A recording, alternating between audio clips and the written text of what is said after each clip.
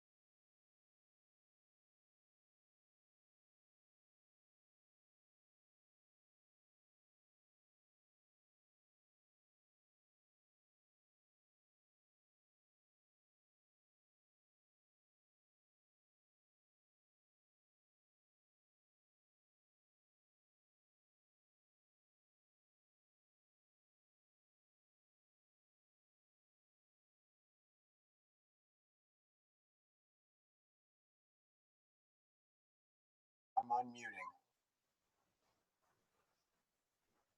Here we go. People's pictures are coming up.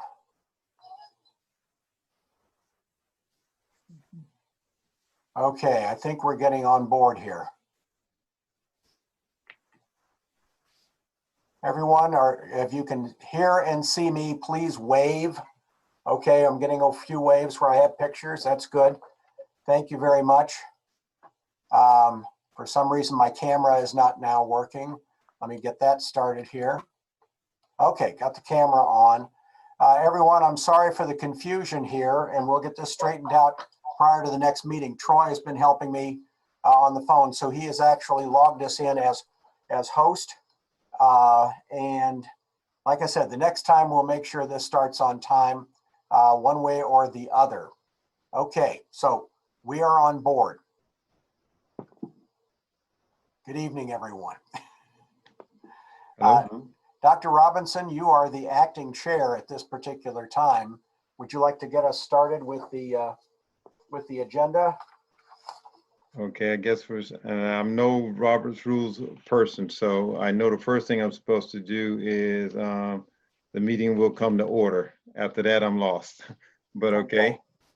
I think the agenda is, and the order of business will be the agenda that was submitted. I'm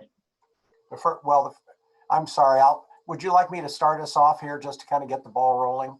Sure. Procedurally, I don't mean to jump in. I just want to make sure we're following our steps. We've had the call to order. It is, we have to have someone who's taking minutes at this particular point because we no longer have a secretary. Could we invite someone who would like to take minutes for this meeting? Not hearing a large groundswell for that, I will do my best to keep minutes for this. And we are recording, so that's good. So the next thing to do is to call the roll. I can do that if it's all right.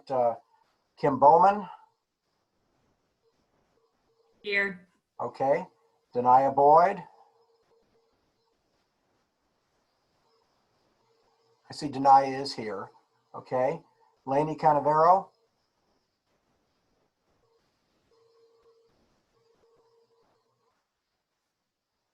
I don't see Lainey yet. She was having difficulty. There, she's connecting now. Okay. Christian Kuhn. Here. Mr. Kuhn, thank you. Marge Hug. I don't see Marge here. Okay. Mary Beth Lally is no longer a member of the LSC. She stepped aside from that. Ellen Martinsek, I see Ellen. Okay. Latrice MacArthur.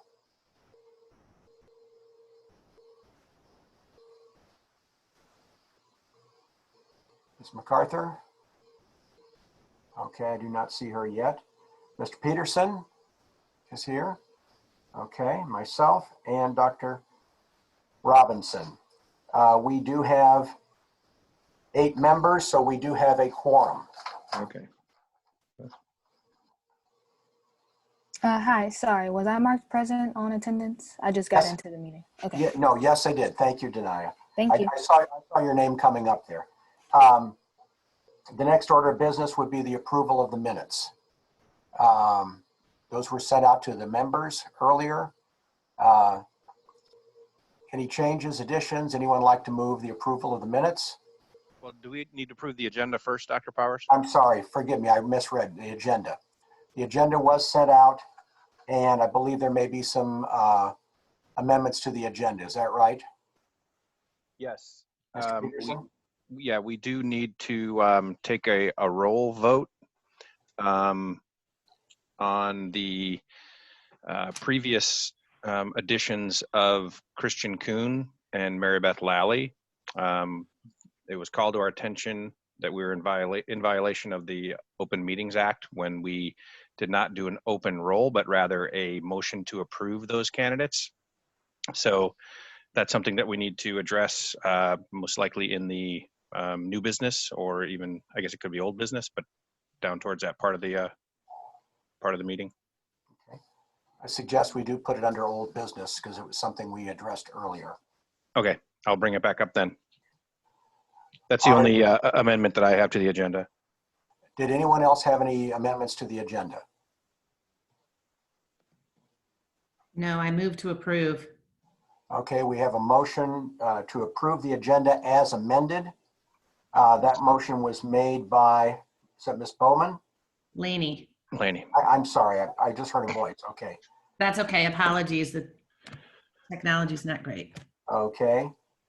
And seconded by, I'll second. Tim Peterson. okay. Okay, all those in favor of approving the agenda as amended, please signify by raising your hand, all voting members.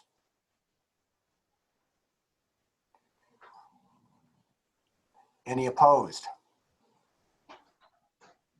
Not seeing any opposed. That motion passes 8-0. Then the approval of the minutes, which were sent out earlier to members. These are the minutes for the September 15th meeting. Motion to approve. Okay, it has been moved to approve the minutes. Is there a second? Second. And Christian who was Kuhn. that? I'm sorry, It's Christian Kuhn. Mr. Kuhn. Okay, thank you very much. This has been moved and seconded for the approval of the minutes from September 15th, 2020. All those in favor, please signify by raising your hand. All opposed? Okay, that also appears to have passed 8-0. Okay. We're in an unusual situation because number one, I'm not the chair of the LSC, but I'm happy to step in to help just for procedural purposes to kind of get the ball rolling here. Under normal circumstances, our chair would then open the meeting and carry us through that process. Because our chair left us, resigned from the LSC, and from that position, our vice chair is Dr. Robinson, Dr. Sam Robinson, and we found this out earlier in the week or last week, and I think Mr. Peterson had made inquiries with the LSC office. We do not have to fill the chair position, especially given the fact that after this meeting, this LSC only has 3 more meetings. There has an election next month. We could do this on a rotating basis. It could be the next officer in line, who would be Dr. Robinson as vice chair, or it could be, really that's our only option. Somebody volunteers to do it, somebody does it because of their position, or we rotate the role. So I'm, willing to entertain any motion on that particular score. But someone does have to chair it, and it should not be me after this point. You mean after today, or you mean after this point in this meeting? If it is agreeable to to LSC members, I can continue this meeting, and then we can try to sort it out for the November. Well, it's really only the November and December meetings. January is when the new LSC is seated. So I would be, happy to go ahead and chair for the remainder of this meeting if that is the sense of the LSC. I move to have Dr. Powers chair for the remaining of this session. Okay, it has been moved. Is there a second for that? I'll second. Mr. Peterson? Okay. Yes. Sorry, I have a quick clarification question. Apologies, I'm new. So does this motion mean that we will not be nominating an acting chair, or what does it literally affect just today?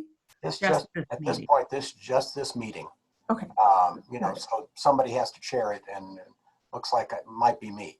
And I'll try and do my best through the process here. Sorry, I'm sorry, I have one more question. Okay, I guess my certainly. question is, if these are two separate items, I think it would make more sense to have the other item first, because if we do have an acting chair for the next 3 meetings, including this one, I think that would affect this. Again, I'm sorry, I'm probably doing things way out of order. No, not necessarily. I mean, this is kind of an uncharted territory here. Because we don't currently have a chair, no one volunteered to serve as chair. So there was a motion on the floor to have me serve as acting chair, at least for this meeting. So because there is a motion and it was seconded, we will have to go to a vote on this. Okay. Thanks. If it does not pass, then we have to come back and figure out who is going to chair the meeting either today or on an ongoing basis. It has been moved and seconded. All those in favor of me serving as acting chair in this capacity for just this meeting, please indicate by raising your hand. I'll do it. 1, 2, 3, 4, 5, 6. I see 1, 2, 3. Excuse, keep it up, please. 1, 2, 3. I see 7. All opposed? Aye. Okay, thank you. Yeah, I'm seeing in the chat that the chair must be a parent. Yep. I just want to But have that nobody's discussion volunteered first. to take on that position. But with So no one, no Right. one's willing to serve.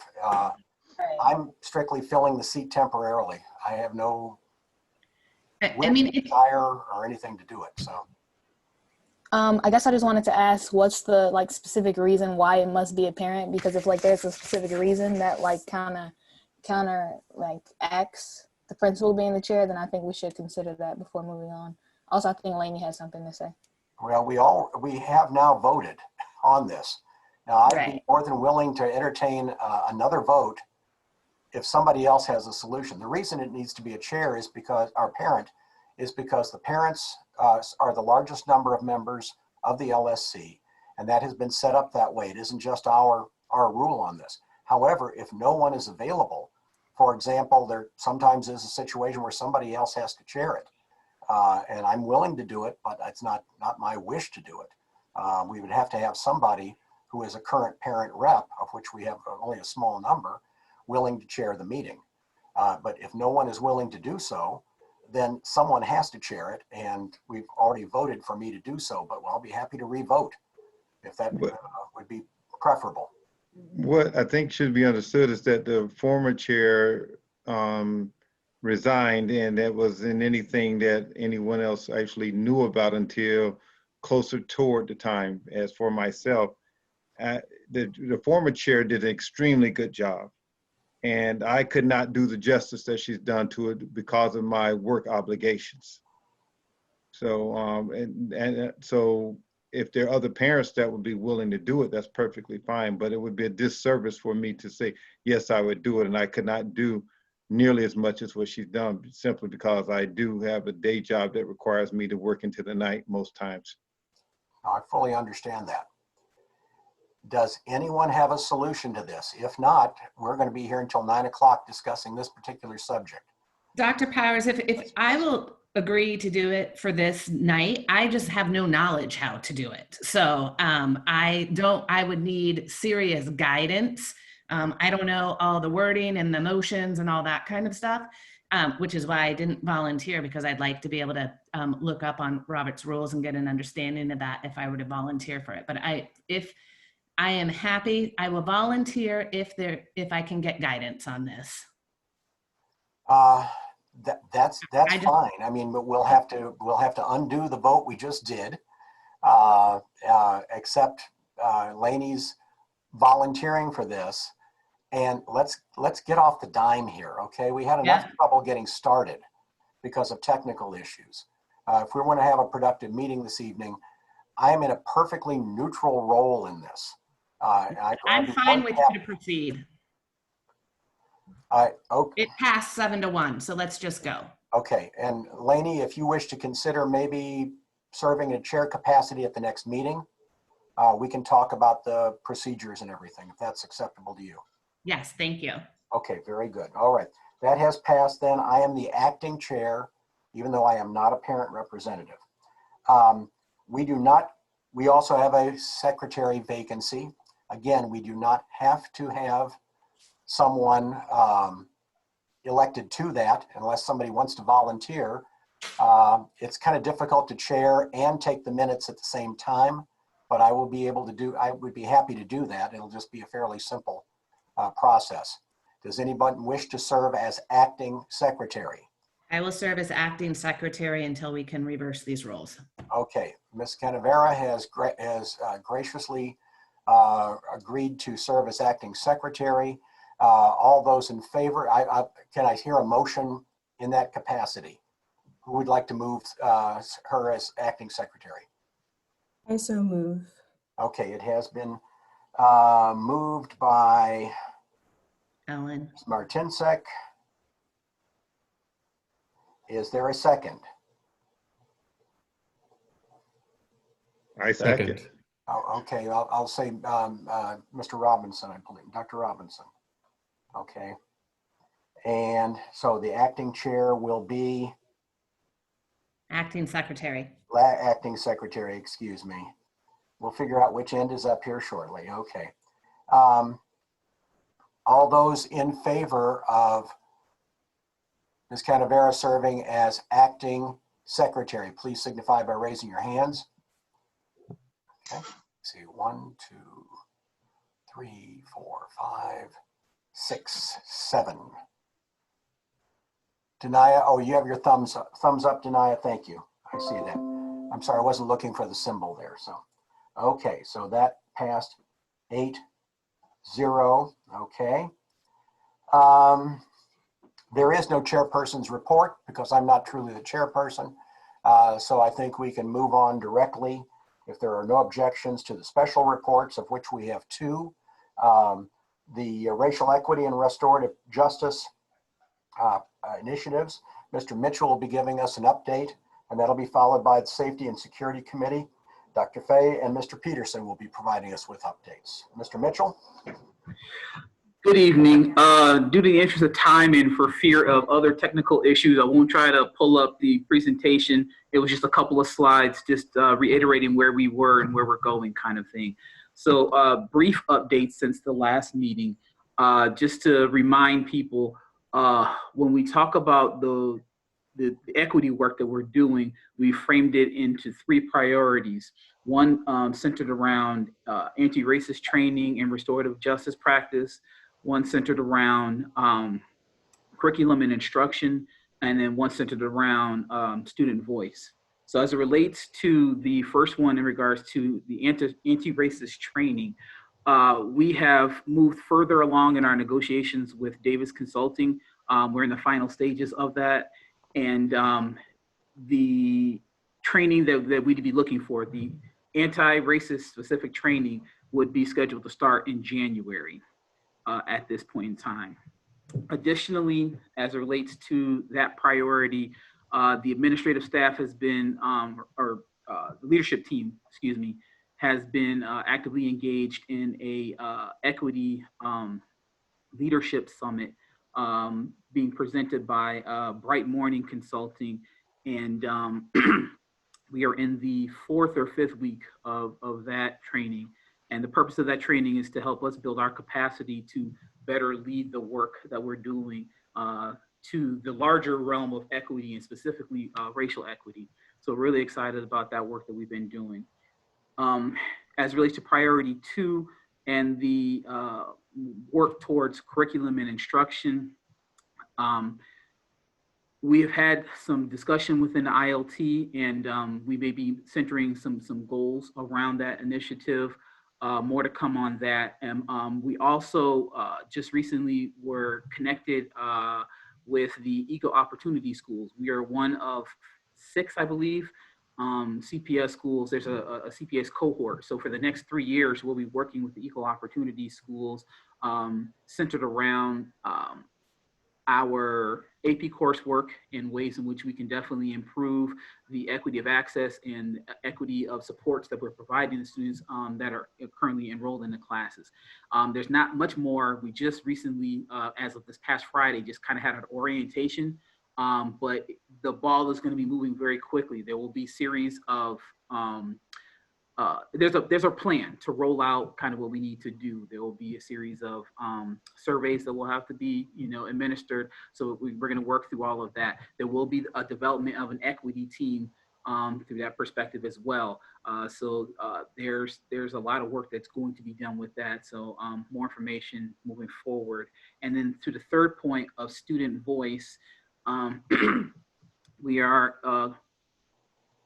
currently working with MICVA. I believe I mentioned that at the last LSC meeting. And so we had our second session with MICVA, and I believe the PPLC will kind of report out on some of the staff feedback from the training.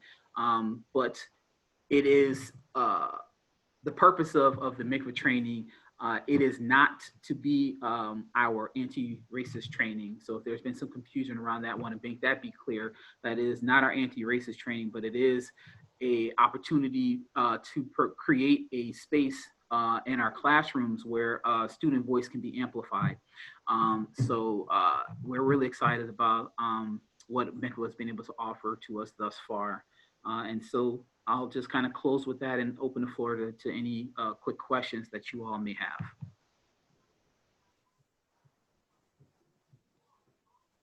Mr. Mitchell, I had a quick question about the equal opportunity schools. You mentioned that there was going to be a development of an equity team. Is that specifically AP teachers? Or is that broader than that? It'll be all staff, stakeholders, all stakeholders. It's meant to be an all-inclusive, opportunity to kind of get a better understanding of where we are and where we want to go.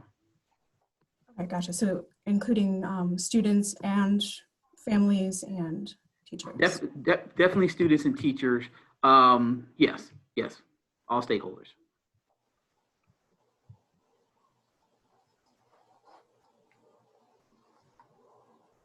Any other questions? I'm glad that you clarified that MICVA was not the anti-racist training, because I guess I was superimposing the two. And I suppose I'm very interested to hear both Ms. Martinsek and Ms. Bowman's report, and then also Danaya's feedback with regard to how things are going on that end. Because as I think everybody's aware, it's something that we really wanted to focus on, and I just want to see what kind of impact it's having. And I think one thing that we all talked about was, it's great to have admin and teachers get this kind of training, but it needs to trickle down to the student level. So I'm interested to hear how that's going too. But thank you for your report. No problem.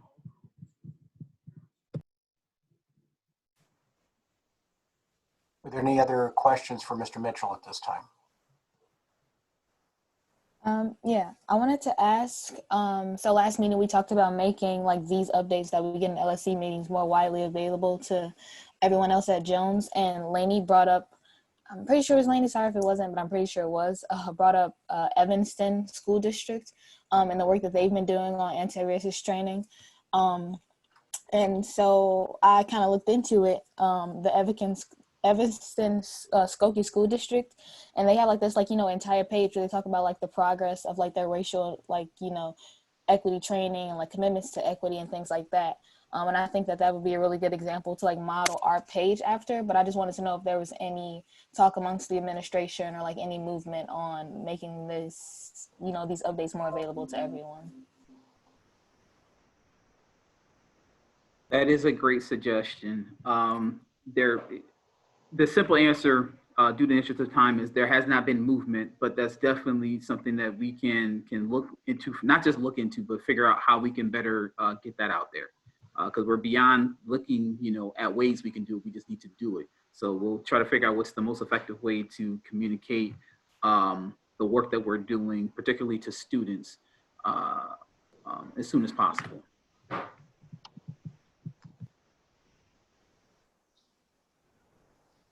Mr. Mitchell. Hi, this is Elaine Buggs. I was the one who actually brought forth that suggestion. And I did check the website. I was wondering if perhaps you can look at the person who manages your website and see if they can just create a link, because I think it would be helpful to document the progress, but then also have widely available for people to see that it is a priority, what we are doing collectively, and be able to monitor that because it's not as widely accessible. And I also want to commend the fact that in the most recent notification that went out, it did have something from the Friends of Jones. But at this point, when we're trying, it's a very critical time. So it's very important to over communicate.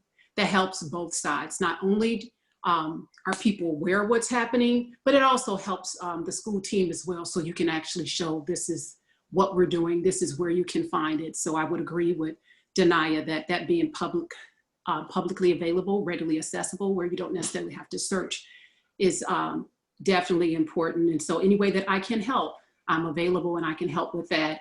It's just a matter of just on your webpage, on your site, just a tab, and putting it in more than one place, maybe under students, under parents, and then just a general statement. Thank you. Thank you again for that suggestion. We'll speak with the person that maintains our webpage and see how quickly we can get something, enacted. Any other questions for Mr. Mitchell at this time? Okay, hearing none, I'd like to go on to our next report, which is Dr. Fay and Mr. Peterson, who are going to report to us on the Safety and Security Committee, the work that team has been doing. Gentlemen? Can I make one quick comment? Yes. We do the question and answer for the public there is a segment in there. So any non-LSC questions should, unless we're open to it, should probably wait until that moment so that we can get through our agenda. So if any people that do want to, that are non-LSC members do have questions, if they can put it into the chat, I can record that and then keep us, when we get to that section, we can open it up then. Okay, very good. Thank you very much, Lainey. Dr. Fay and Mr. Peterson? Yeah, so thanks everybody. So yeah, the Safety and Security Committee, we had another meeting and did a lot of work in between the last local school council meeting. I have a few things to tell you, and then Mr. Peterson, are you planning on presenting? I know you have that PowerPoint. Yeah, I'm gonna show that so folks can see who we talked. All right, so then I won't steal any of his thunder or whatever with that. I sent out a survey to the survey was the exact same survey that the district sent out several weeks ago. I simply, to say it simply, I cut and pasted it into 3 different surveys, one for our students, one for our parents, one for our teachers, just to keep the data collection a little more simple. And I wanted to just share the results of 2 questions on each of those surveys. And then I also sent the information to, Dr. Robinson, Mr. Peterson has it, Dr. Powers has it, and that way, hopefully it'll get around to the rest of the LSC members so that you can use that to, there's many, many pages of ton of that you'll need a few minutes to read through if you care to. So let me see if I can. I will try to share my screen, and if it doesn't work out, then I will just talk you through it. It is disabled, so I will just talk you through it. So on the the student survey, we had 590 responses. And the two questions I wanted to talk through, the two are the same questions on each of the surveys. So the first question is, I believe our schools SROs help to keep our schools safe. So on that question, we had 584 responses from the students, and strongly disagree and disagree together were 43.6%, and agree and strongly agree together were 44, hold on a second, 45%, almost exactly. So it was about 43% to about 45%. Then the second question that I wanted to share, scrolling down here, is given your experience with the SRO program last school year, how likely are you to recommend it for the next school year? So ones and twos, which are very unlikely, ones and twos combined were 35.6%. And then the nines and tens, so very likely to recommend it, are 12.7%. Is this, everybody, is this helpful? Yay, a little bit, maybe. I'll go through it a little bit quicker. The teachers, we had 62 responses. And then the teachers, do they believe the SROs keep the school safe? Strongly disagree and disagree were 29, about 30%. And then do they keep our school safe? Agree, strongly agree was 56%.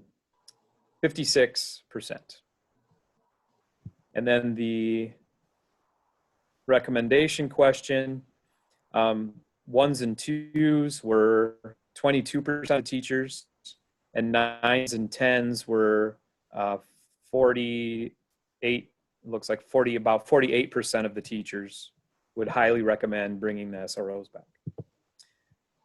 For the parent responses, we had 395 responses. The first question, do I believe SROs keep our schools safe? Strongly disagree and disagree were, sorry, the disagree number is not showing up, but if I had to estimate, I would say it's roughly about 15% total. The agree and strongly agree is 66.4%. And then for the parents, their recommendation for next year would be ones and twos is 14% approximately, and nines and tens, it is roughly 56%.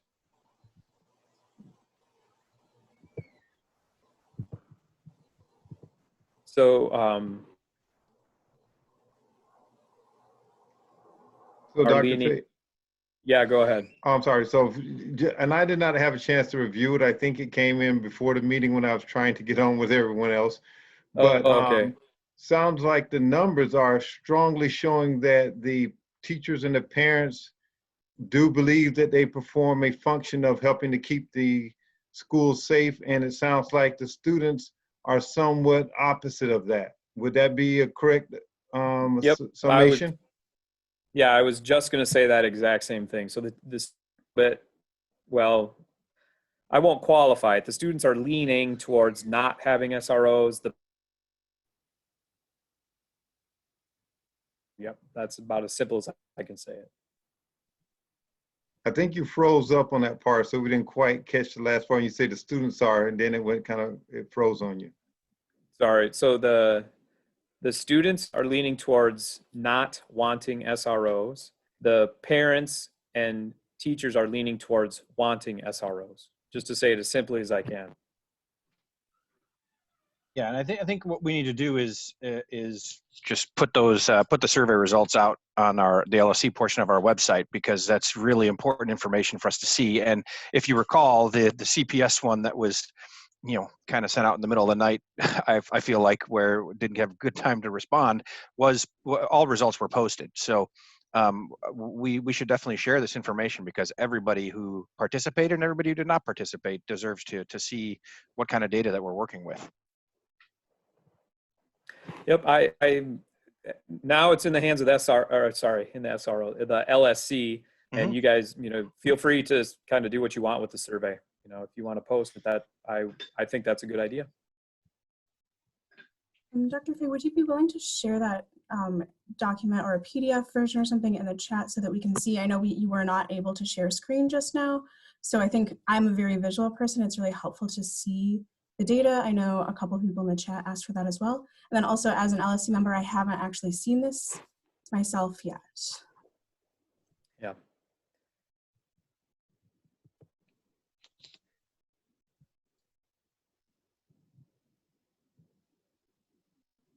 And additionally, the PPLC statement will include some thoughts and feedback about this survey, particularly wondering about the comment section, which I saw another couple comments in the chat about.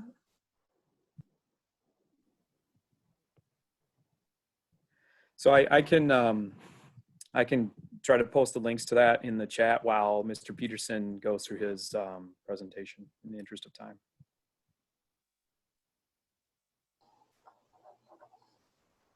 I have the same issue as you. Actually, no. Can you see my screen, everyone? Did it? Right.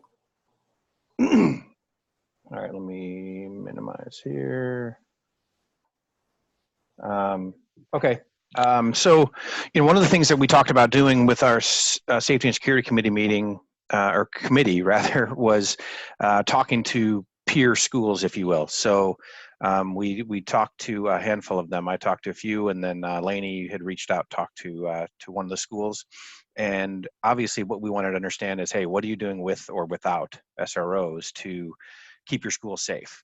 And so one interesting thing that we found out, because after speaking with some of these schools, we had a call with Jadine Chow, who, if you were on our meeting a couple months ago, Jadine is the Chief Security Officer for the Board of Education, or CPS, and she got on a call with us to discuss some of the things that we had found out. One thing that we found out from her directly is that she has been tasked by the Board of Education to come up with a contingency plan, if you will, for an alternative to SROs, and how that could affect the safety and security of all schools.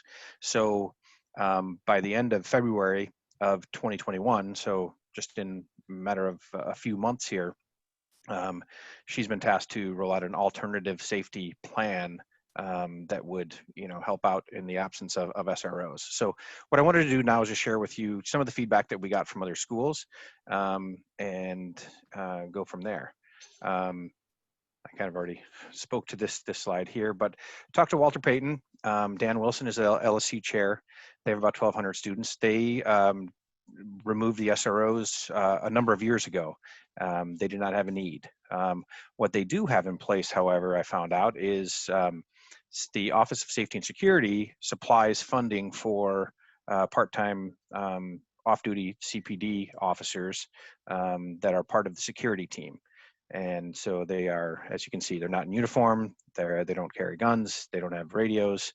They can do the parking tickets. They help out with after-hours events and things of that nature. North Side, Sherry Massey, the LSC there, just over 1,000 students. They are in a very interesting geographic location.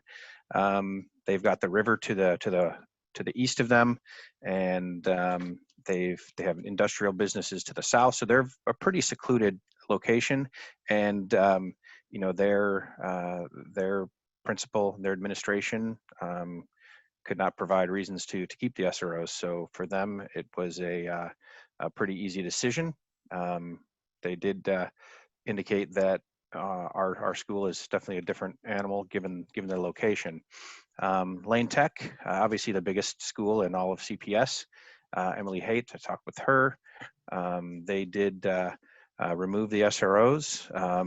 An interesting thing that they did on their own was they funded through their Friends of Lane organization a little over 100 cameras that they've had installed on campus. So these cameras are linked to the security office at the school as well as to CPD. So there's a lot of monitoring going on there, and that was a recent development, as they only had 25 cameras previously. Then Whitney Young, I did not speak with Kristen, but Eleni, I know you did. If you want to add to any of the points that I have here, you can feel free.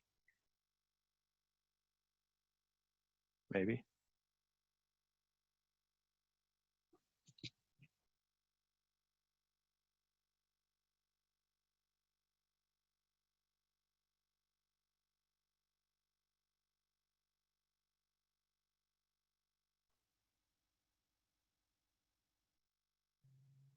Can you guys hear me through all that?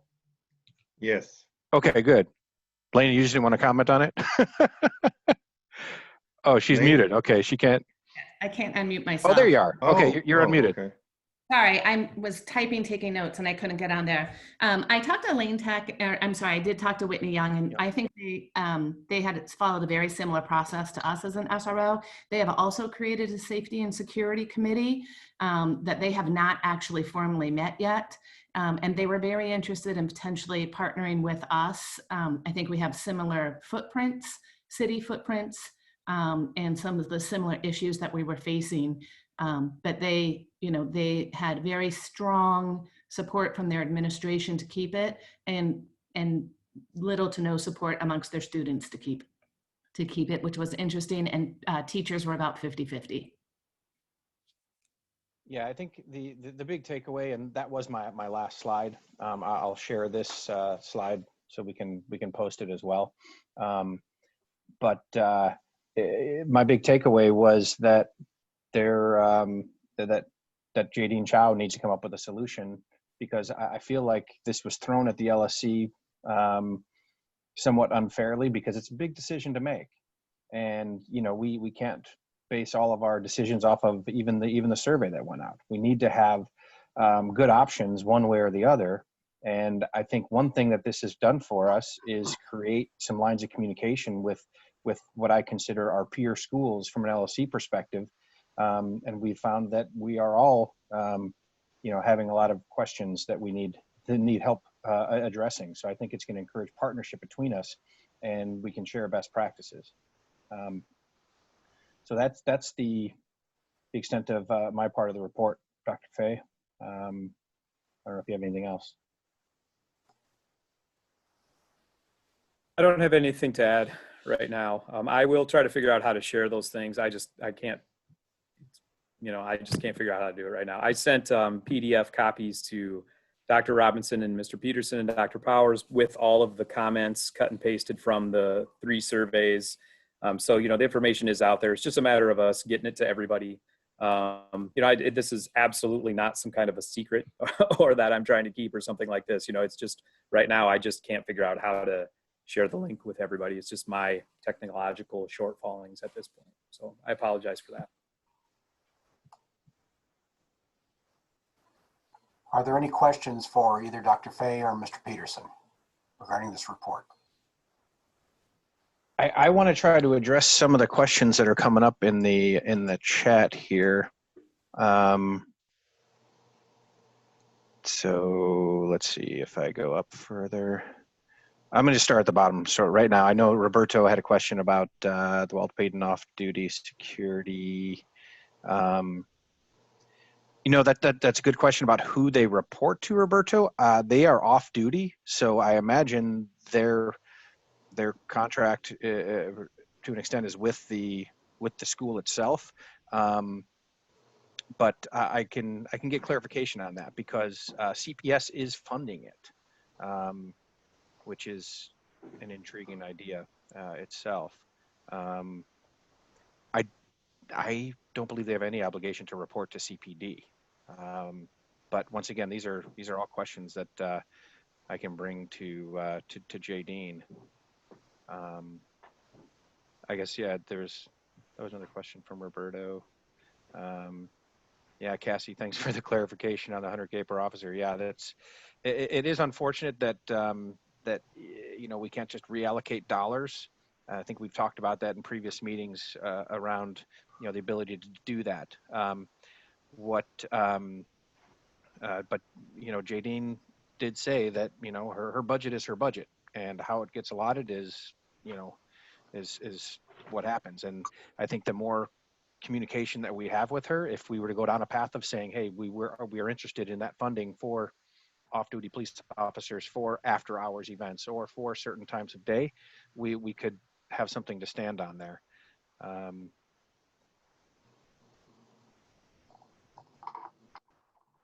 Yeah, I think I addressed most of the questions I saw come up.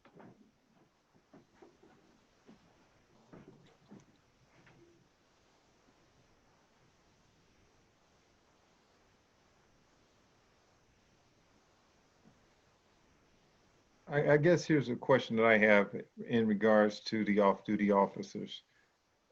My question is, how does an off-duty officer help to present, say, some type of security that an on-duty officer can't do? Because the off-duty officer at that point in time has no, as I understand, I don't profess to be any kind of expert in this area, but they do not have a weapon and they do not necessarily have any strong police powers. So I don't understand the purpose of having that person in that role if they cannot really provide the security that's needed for a downtown school. I personally, I don't get that one. Yeah, and one of the things I was hoping to find out was that they do carry their radios, because that's what Whitney Young talked about. That's what Lane even talked about. They're kind of missing that radio, and we've talked about the radio. I think Jadine talked about the radio and the power of just that radio from a police officer going straight to dispatch. They do not have that. You're right, Sam. So I mean, that is one of the biggest positives that we get, because Lane has had some issues since removing the SROs just around some calls. Even though students are not in session, they have activity around that building that normally the SRO would be responding to. So another good question, Sam. What's the difference between that off-duty police officer and somebody on the existing security team? I think it would be negligible.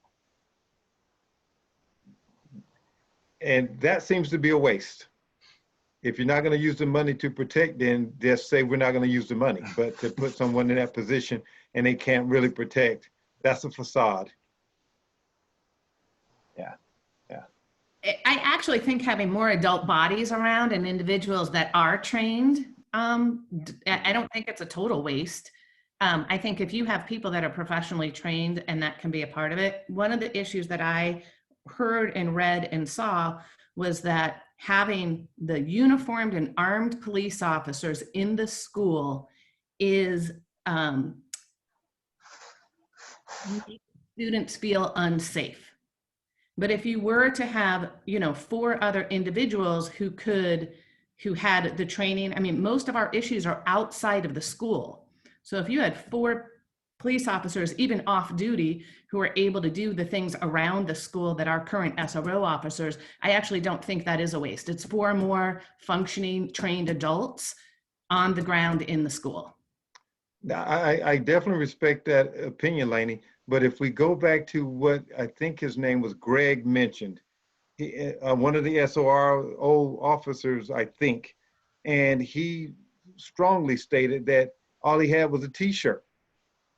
And it serves a purpose. There's no argument about it. But if you're going to pay the amount of money you pay an off-duty officer, at least let them have a weapon, something that they would be able to deal with the real problem.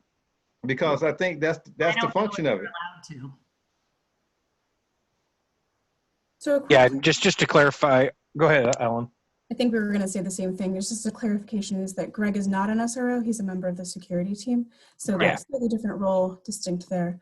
I would also like to echo what Lainey is saying about perpetuating additional trauma on our students by having uniformed police officers.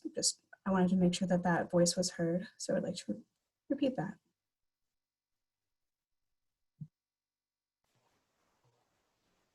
Were there any additional questions for either Mr. Peterson or Dr. Fay? Thank you very much, everyone. I appreciate your feedback on that, members of the LSC. The next order of business is the principal's report. It's very, very brief. I'm going to step away from the chair and present the report. Just a few highlights to mention. Our attendance still is holding around 94%, a little lower than under a normal full attendance school day, but not too far off that track.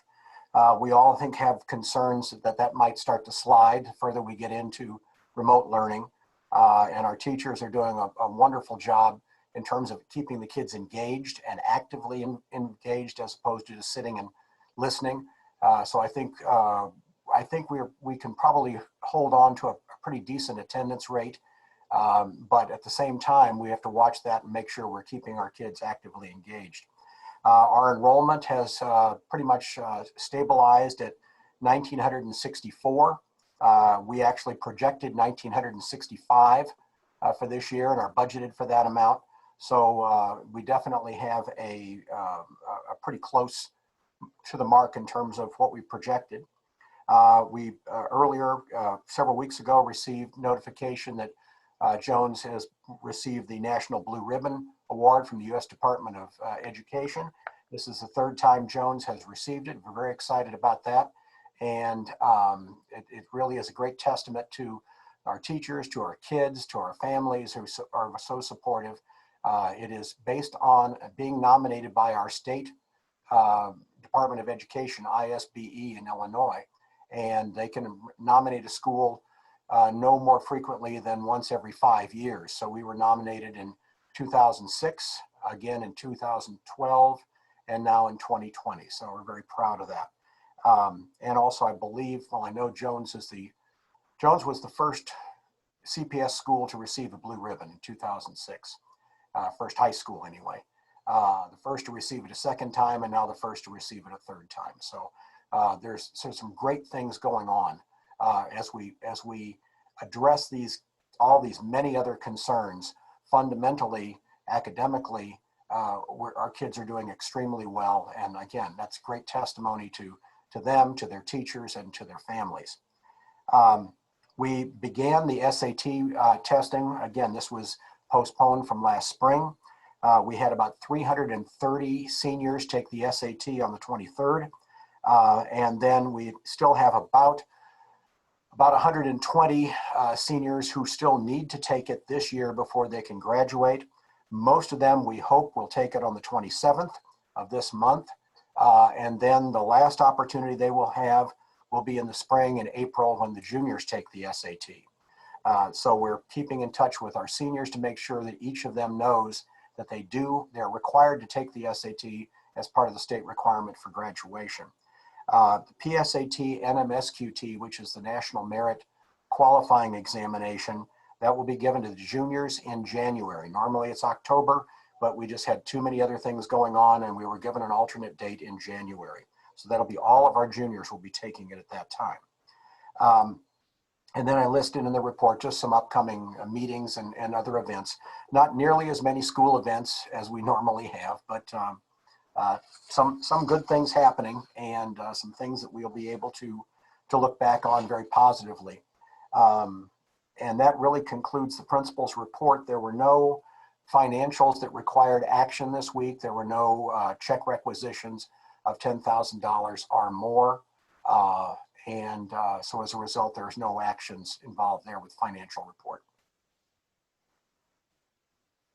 And I was just now waiting for the chair to say something. So now we'll shift gears a little bit. Our student report is next. Denaya.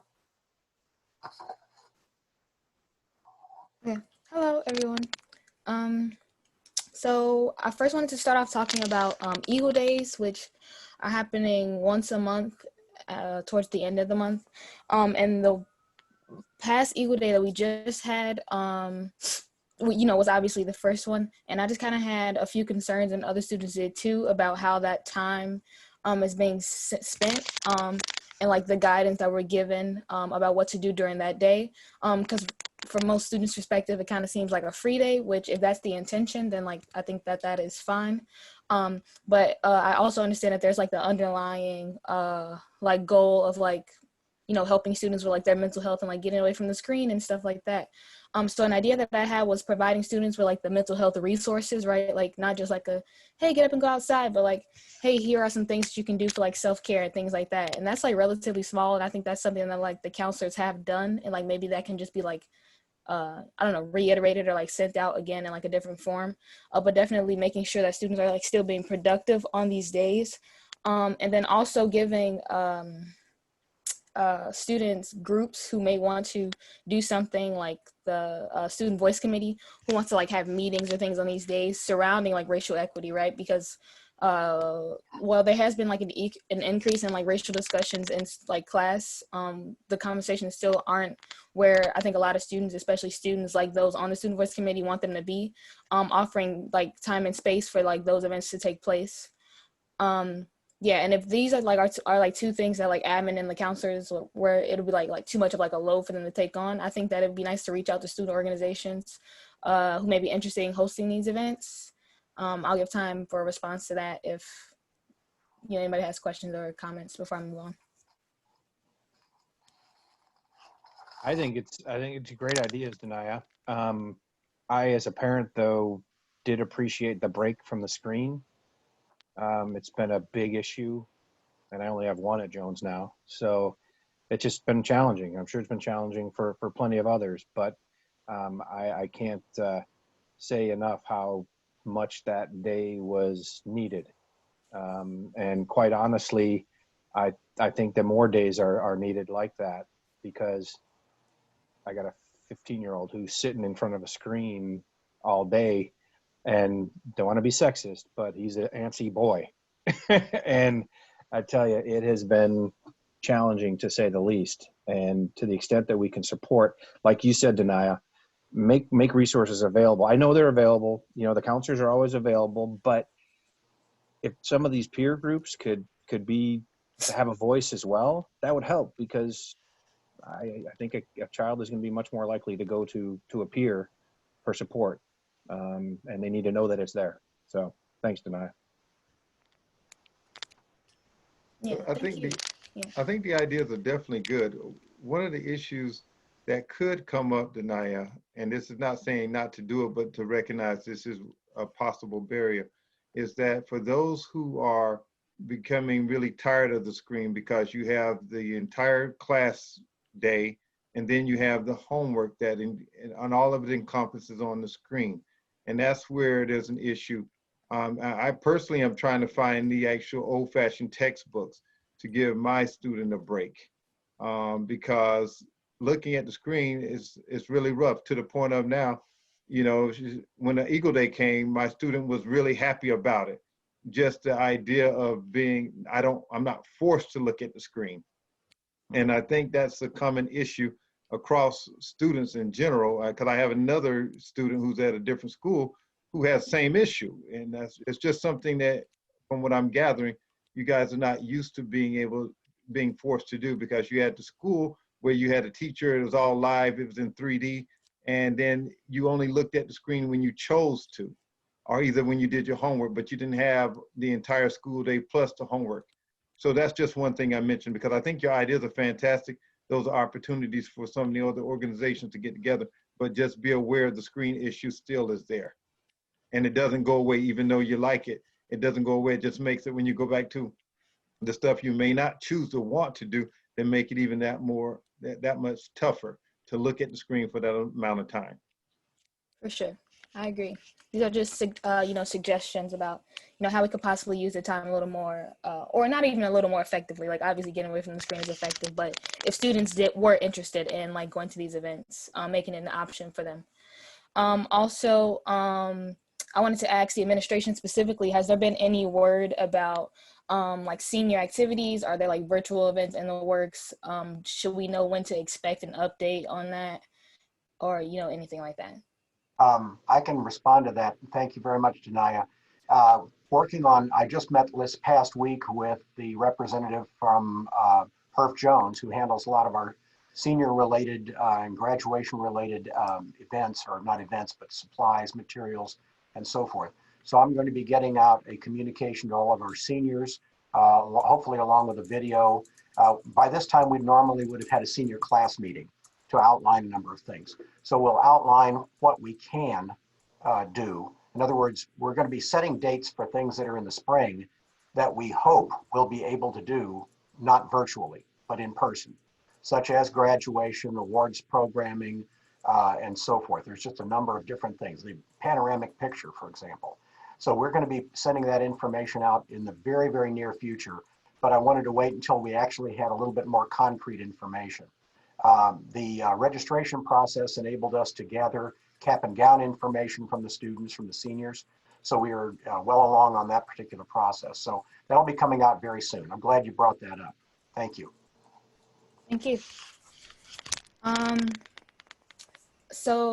wanted to kind of address the two recent news stories that have come out about Jones, and just kind of like our racial equity, you know, things. Like, I think Jones is like increasingly in the center of like this like building controversy of racism at like Chicago's top schools, right? Like, that's been a common headline.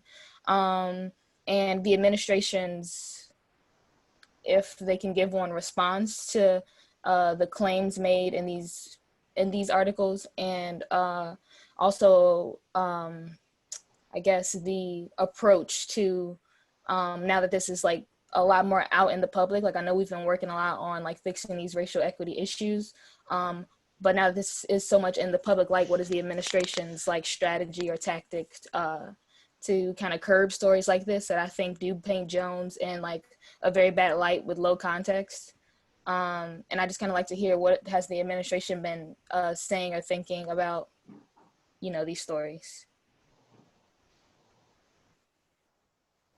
I have very little information. I saw one article that dealt with the BIPOC, Jones BIPOC page, and the ones for the other schools. And there really wasn't a lot of information at that point coming from that. Typically, you know, if there's something that the media wants to find out, we have, as has been, we are directed to do so, direct them back to CPS Communications, and then they get any information from us that they wish to pass on from there. I can tell you that all of us on the administrative team have been working with the Office of Student Protections, for the Office of Inspector General for CPS, responding to many of the different postings. In fact, ultimately all the postings from the Jones BIPOC Instagram site, and have spent quite a few hours going through with the investigators, with the people that are interviewing us, and that has also spread out into a number of other people as well. So I think we're getting to the stage where I think almost every different issue has been is in the process, let's put it that way, of being investigated. Those that can be. So some of them are impossible to investigate because there's no, you know, we don't have a name of a person or more specifics. But even if in the areas where it was not very specific, we go back, we try to find out what was done, how it was done, was there any information provided at the time, all those kinds of things. More importantly than that is where we go from here, and that is the entire idea of how do we address concerns like these, and there are many different ones, as we move forward. In other words, how do we change and improve the climate and culture of the school in such a way that these are not recurring frequently. If we're expecting perfection from 2,000 plus people, we're always going to be disappointed to some extent. But if everyone knows what all their expectations are, I think there's a lot can be done and to really improve that. That's basically the core of what Mr. Mitchell was reporting on earlier, is the idea of not only the anti-racist training that we are going to be getting going, but the things we've done with MICVA in terms of helping to build classroom sense of community, communications, and so forth. And also the importance of student voice. And that's another area that Mr. Mitchell touched on that's part of a major part of our framework of priorities. It's going to be a long, slow process. There's no question about it. But progress is being made. If we are able to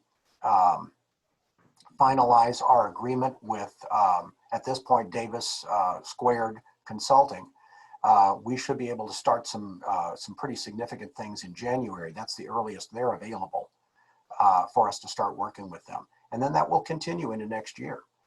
So these are all areas, and it's a very diverse package of concerns, and we're addressing all of those and as the very best we can, because we want to create an environment that everyone feels like they belong at the school, that nobody feels like they're in any way being treated as, or they feel like they're in some way an outsider or they don't belong. So that gives you a little bit of an idea of where we are on all of this. I don't know if that actually directly answers your question about the media, but generally speaking, we refer any media related inquiries back to CPS Communications. Thank you. Thank you.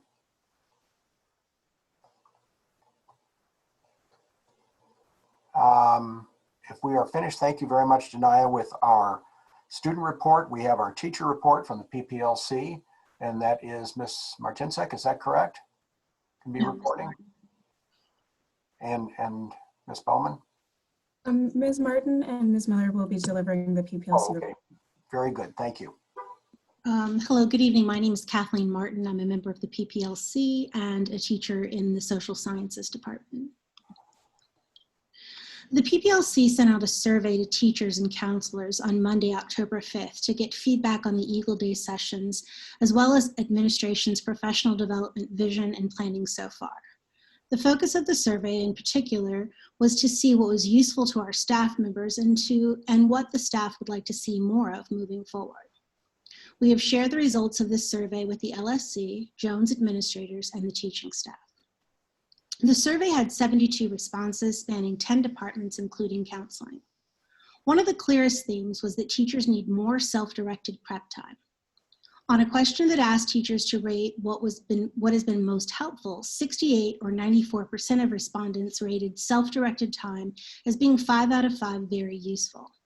Even though there were no additional questions that specifically addressed self-directed time, when asked about Eagle Day, 24% of people brought up the immense need for more prep time and to keep up with the challenges of remote learning. 23% of respondents have had an Eagle Lab related, sorry, this is different than what I saw earlier. 23% of respondents who have an Eagle Lab rated their preparation for the Eagle Lab as 1 of 2 not prepared, and 15% said they implemented a different lesson plan. Teachers expressed a need for clarity around expectations for the Eagle Lab lesson, and as the next Eagle Lab is scheduled for next Wednesday, we believe that the teaching staff would appreciate clarity around this sooner rather than later. When asked about what was valuable during Eagle Day, 11% of respondents mentioned positive feelings towards the mixed department meetings, though there were also statements that they don't feel that this needs to occur every Eagle Day due to the need and desire for more prep time. In terms of the MICVA training, 44% of respondents stated that they believe the MICVA training is or will be useful for the Jones community.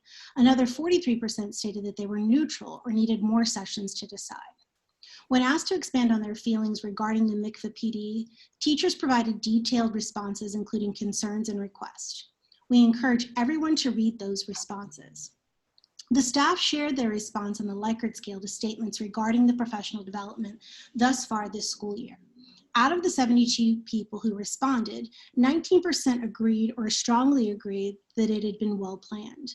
11% agreed or strongly agreed that it met the needs of the school. 13% agreed or strongly agreed that it met their needs as a teacher. The staff also shared thoughts regarding the racial equity goal at Jones.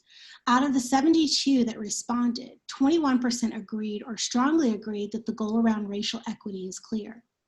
22% agreed or strongly agreed that they are aware of the plan that is in place for ongoing school-wide racial equity PD. 43% agreed or strongly agreed that admin is putting forth a good faith effort to move forward on racial equity issues at Jones. Hi, my name is Caitlin Miller. I hope you all can hear me. I teach English here and I'm also a member of the PPLC, and I'll finish the report. The PPLC also met with the administrative team on Tuesday, October 6th to check in regarding opening week PD survey that was sent, and also to check in regarding the status of the racial equity work at Jones. And here's a summary of our conversation.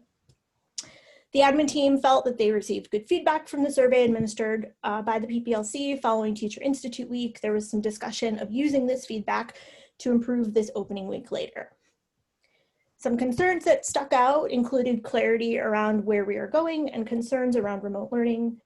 Admin is planning a survey for staff around remote learning to be sent soon. They felt that week 5, which is halfway through the quarter, would be a good point to check in with the staff on how things are going and any continuing needs. As of today, which is the start of week 6, we have not received the survey, but we look forward to it. The administrative team shared that they would like to survey the 3 major stakeholder groups, teachers, students, and families, simultaneously with correlating questions to see how perceptions around remote learning may vary from group to group. Admin team also shared with us their plans for moving forward on racial equity, what that looks like for the school year. It's expected that that work will start in earnest in January 2021 and span the calendar year, as Mr. Mitchell alluded in his speech. There was some concern about the role of PPLC versus ILT in putting together professional development plans. Admin would like to work with both bodies on professional development with the understanding that the ILT is more focused on curriculum and instruction. The ILT has started discussing a potential goal of reviewing our current curriculum to ensure it is culturally relevant and responsive, but there is a need for training around this, and this curriculum evaluation has not yet started school-wide. We also need to be cognizant of the immense amount of work involved in making sure that our curriculum is culturally responsive and that many teachers are already on their own engaged in this work. The administrative team also acknowledged that MICFA addresses equity and is not explicitly anti-racist training. They share that the reason for working with MICFA is to create classrooms where students are comfortable working with teachers. The PPLC survey from October explicitly asked about the MICFA training, and we would again like to encourage the LSC and the administrative team to read through the comments, the written comments, in addition to looking at the Likert scale data about the MICFA training. The admin team is continuing to attend sessions for the Coaching for Equity Summit.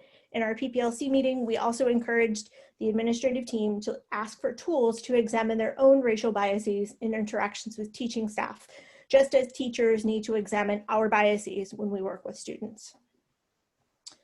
We appreciate how the administrative team has made themselves available to address immediate teacher needs by sharing their personal cell phone numbers. And lastly, we'd like to address the SRO survey that was sent out a few weeks ago and then also was sent out over the summer. So we have some concerns about the SRO survey that was sent to staff, students, and families over the summer, as well as recently in the past couple of weeks. Although the survey was constructed by CPS, there are some concerns around the validity of the survey. The survey curates answers, but not allowing for choices that disagree with the presence of SROs. Many teachers felt that the questions provided by CPS are forcing or leading respondents to specific choices. One issue was regarding the question, please prioritize or rank the ways that you believe SROs help keep your school safe, from greatest importance to least importance. It did not allow respondents to select none of the above. They do not help our school to be safer for the options. Several teachers share that they filled out this question randomly to be able to submit the overall survey. If someone, for example, disagrees with SROs in schools, they are forced into ranking how SROs are effective, which obviously negates their personal belief on the presence of SROs. Additionally, the question at your school, how often do SROs get involved in any disciplinary issues that are supposed to be handled by administration, had the option, I don't understand the question. There was no option, though, to express that we do not always know how disciplinary issues are handled at the school. Therefore, people may be selecting, I don't understand the question, even though they fully understand what was being asked.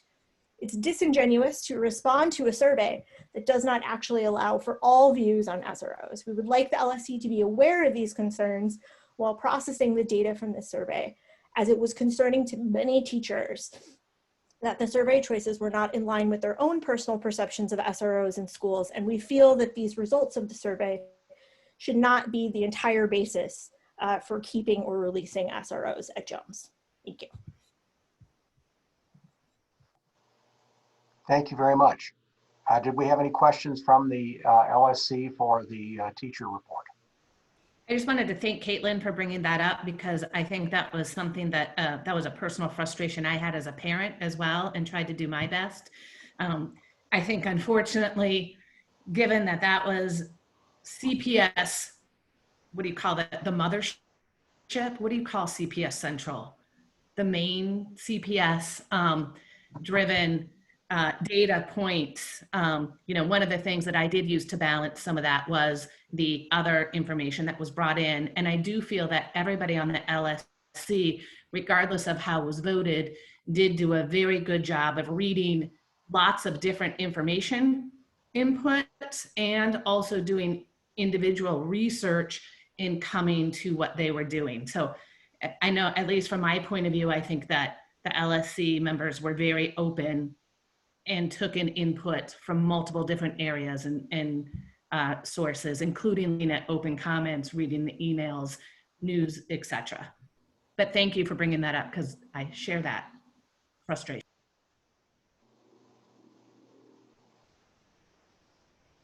Anything else? Any other questions from the LSC at this time? You know, I wanted to just ask the teachers, you know, what have things improved relationship-wise with the administration just from a few months ago, when there was obviously some significant amount of tension between the staff and the administration? Are things getting better? I just want to know. I can answer that. I don't have all of the people's faces on screen, so I apologize if I'm cutting somebody off. I think that we have reopened lines of communication that I think are going to be beneficial to rebuilding that relational trust. I absolutely agree, Mr. Peterson, that there is a need to rebuild this trust. So it's not as simple as, you know, snapping fingers. I think that that's a process that beginning communication begins, right? Yeah. But Well, I think you guys are dealing with the same thing that many of us in this remote world are dealing with. We don't get the interactions around the water cooler anymore, so to speak, you know, and just the personal touch is missing, as we see it with our students every day. So I'm glad to hear your report, because the thing that sticks out to me is, hey, you know, the admin's sharing personal cell numbers, and that's, I guess, as personal as we can get without being in person, right? yeah, absolutely. I do think, I mean, to echo the statement that we made, it is appreciated by the staff beyond just the PPLC that the administrative team has shared their cell phone information with us. I know I just called Dr. Fay last week, or maybe a week and a half ago. Time is an illusion. So we do appreciate that. Any other questions for the PPLC? Okay, seeing none. Next, move on to old business. Now, Mr. Slater, I noticed, put in the chat that we should refer to this as unfinished business. I think that's probably just as well, but old business is kind of a traditional way to describe something that was previously on an agenda but was not finished and we're revisiting. So the only two items we have on the old business are, as Mr. Peterson amended the agenda, is the roll. This, I believe, Mr. Peterson, if I'm not incorrect, this needs to be a roll call vote, or is it just a show of hands vote for Mr. Kuhn and for Ms. Lally's filling in those vacancies? It can be, I believe it can be just a showing of hands, but it needs to be a public vote. And Right. I guess I want to give a little more background, because obviously there's people here that were not on the LSC when we approved Christian to fill a vacancy. And then since that time, I'm going to go to the chat because Cassie is telling me the rule here. Okay. Everything needs to be a roll call during remote meetings. Okay, so we'll need to go through everybody and get their yay or nay. But going back to, thanks Cassie for that. Going back to my my original point though, this is kind of a interesting quandary we find ourselves in, because we obviously violated OMA back in July when we filled those positions by not doing a roll call vote. So I guess I don't know if there's a point in voting for Mary Beth, because she has resigned since she was reappointed as a community member. And we can go ahead and, I guess take a roll on Christian. I just don't know what to tell the folks who weren't here before about how they should or should not vote. I mean, they can abstain if they don't feel comfortable. I'll put forward a motion to vote to confirm Christian Kuhn as the parent representative to fill the vacancy. There has been a motion to approve Mr. Kuhn filling the vacancy that we had in July. Is there a second for that?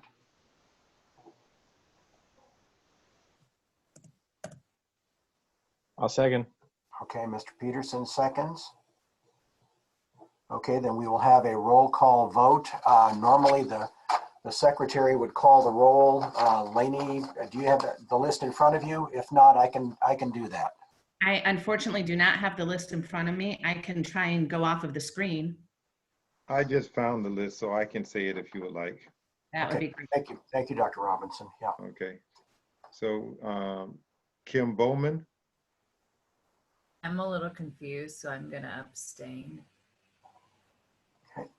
Denaya Boyd. Yay, I guess.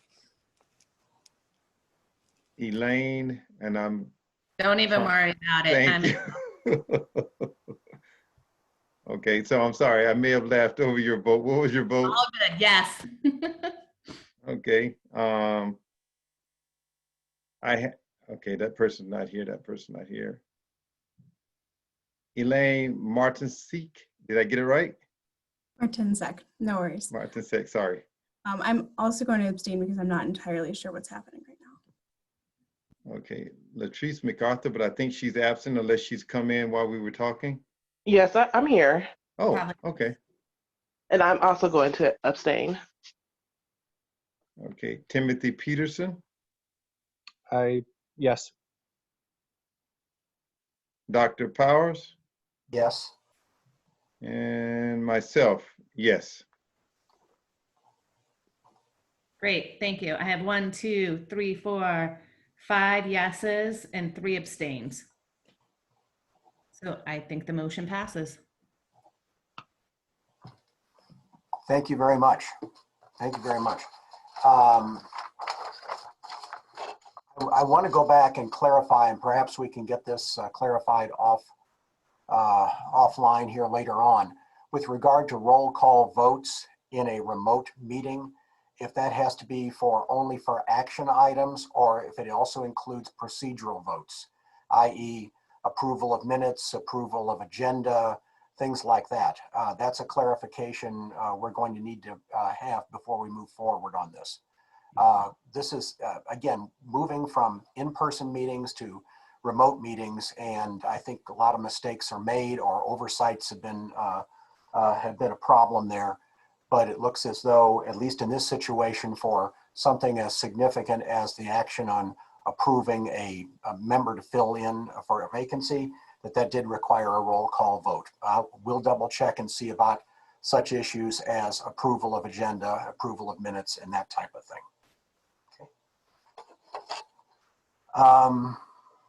Okay. If we are not acting on Mrs. Lally, who is no longer a member of the LSC, it seems logical not to vote on approving something that is no longer in existence.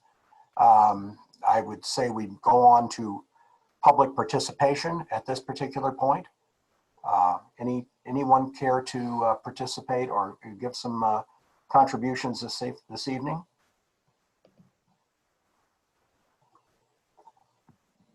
I think we should talk about our new business also, the candidate forum.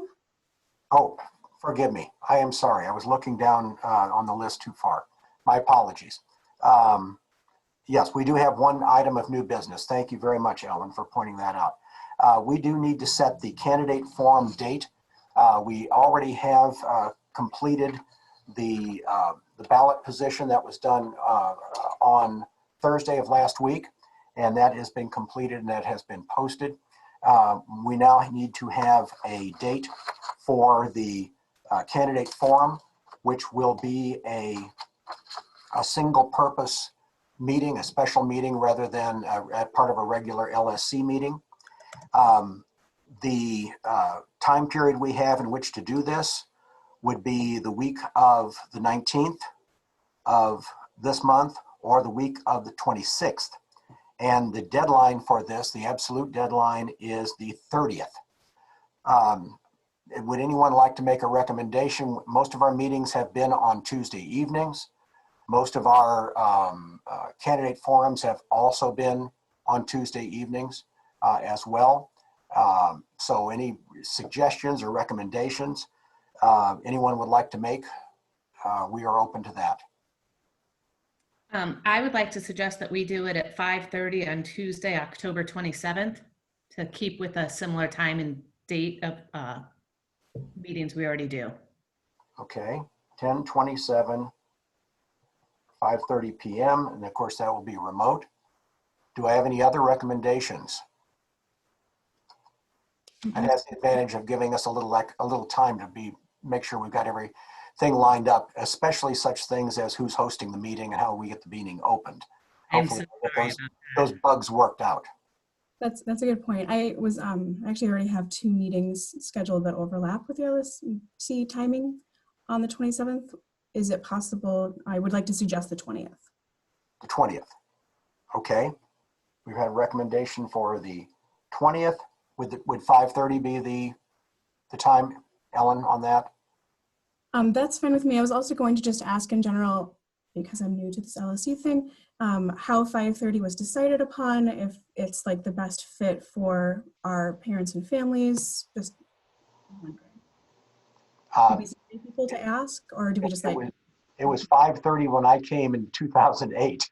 Yeah. I think it's kind of a compromise time. It's neither too early nor too late. So that's kind of how we've settled in on that. But at any time the LSC wants to make a change in that regard, they're certainly free to do so. But at this particular time, that's what we have been doing. We have a recommendation for Tuesday the 27th or one for Tuesday the 20th at 5:30.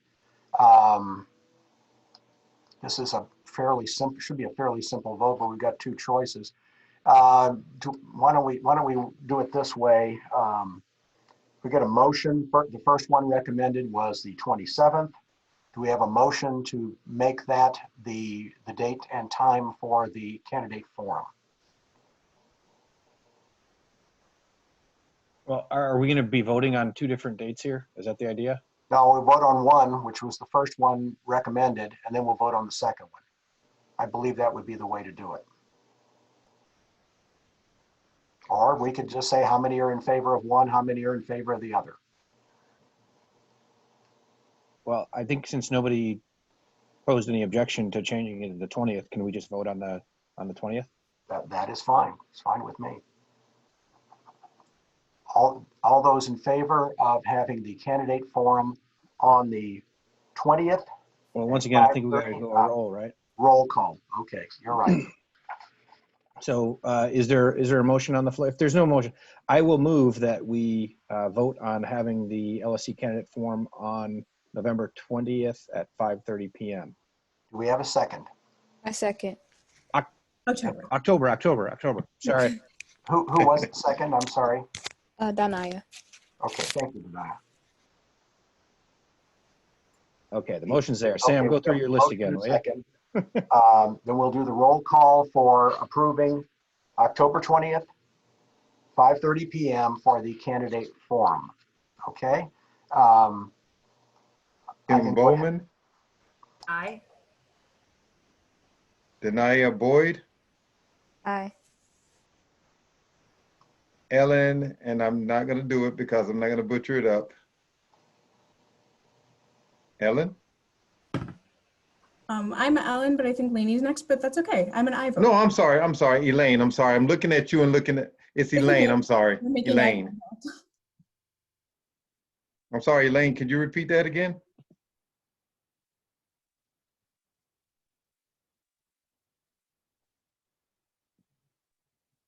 Elaine Canavero.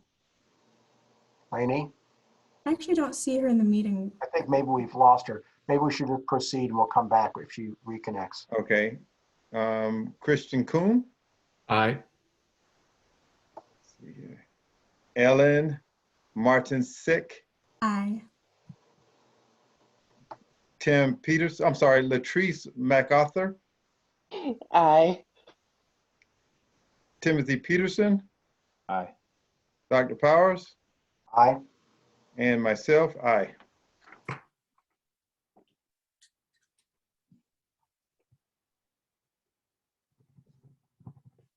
And I don't see Mrs. Canavero's back on. I just got back on. Okay. And what is your vote on the setting the date on the 20th for the candidate forum? The 20th? Yeah, 10/20. Fine. Yes. Yes, okay.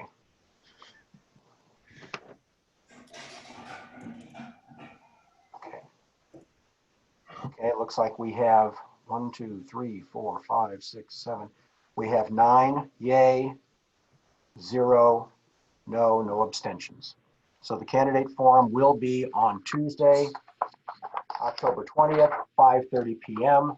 And that will be set up and announced through the website and making sure, and we'll get that information out to all families.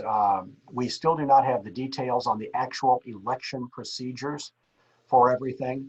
That is in November. As soon as we have that information, we will be getting that information out to everyone. Okay. Very good. Now, public participation. I'm not going to apologize. I have a couple questions about candidate forum. So first off, I think that we're supposed to post all candidate statements on the Jones website, make them publicly available. I believe, Mr. Peterson, you said that's in the works. Or I'm sorry, Dr. Fay said that was in the works. It is in the works, yeah. We do not have statements from everyone. Not everybody who completed the application included a candidate statement, but we will have all of those that we do have, and they'll be posted on the website. Okay, so in the next couple days, because if the candidate forum is next week. Yes. Awesome. And then further question about the candidate forum. I know that each candidate is supposed to have an equal amount of time to speak. Did we set that time? Is it set by CPS? I do not know if it's set in a particular length of time. Most people, it's 2 to 3 minutes, very similar to public participation. Although we don't hold people to those limits too much on public participation, at least not that often. So 2 to 3 minutes really is common for people to speak, something along those lines. And then I was also wondering if what the structure is for the candidate forum. Will candidates speak in ballot order? Because I know you did that selection last Thursday. Yes, they will be in ballot order. Okay, thank you. Apologies for postponing public participation and also apologizing again. That's quite all right. No need to apologize. Also, the ballot order, we will do the ballot order in which the order of the ballots in which they're presented, which means parents, community, teachers, non-teacher staff, and students. It'll be in that order because that's the order in which they're created and presented. And then Sarah also asked a question in the chat. Will there be a Q&A associated with the candidate forum? Since this is the first time we've done it remotely in this way, I think people can ask questions of each candidate. That should be available, yeah. Because it is a public forum. I'll double check on that, I mean, if there's any additional guidance.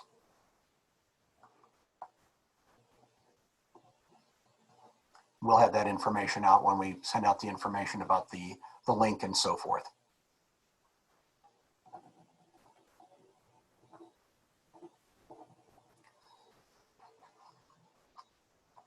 Was there any other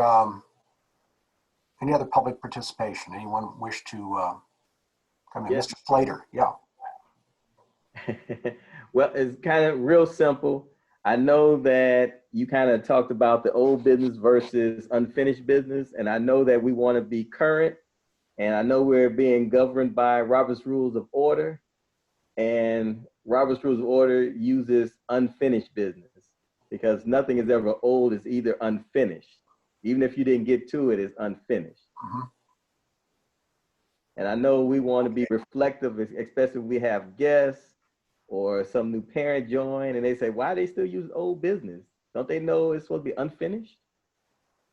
So I don't see any reason why we can't change that. It's just a matter of terminology. It serves the same function.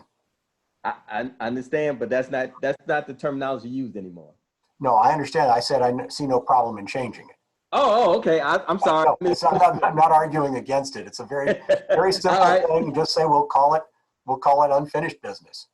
All right. Thank you. That's it for me. Thank you. Yeah. We've had several people who are requesting to speak. Lainey, are you able to open them? Let's see. Sarah Ma asked about a Q&A. I've got that information. We'll get that information and include it. I would assume that we will have that. And is it Shirley Rodas Figueroa? Are we able to open that? I'm sorry. Anyways, a lot of people are talking about how the survey was kind of like rigged, or they weren't allowed to answer to how they really wanted to answer. So I was suggesting if we can do some sort of survey that a third party can make and a third party can like create charts for, because the results kind of seem biased. So I was suggesting if we can get like a third party to do that. Okay, thank you very much. We can look into that. We then have,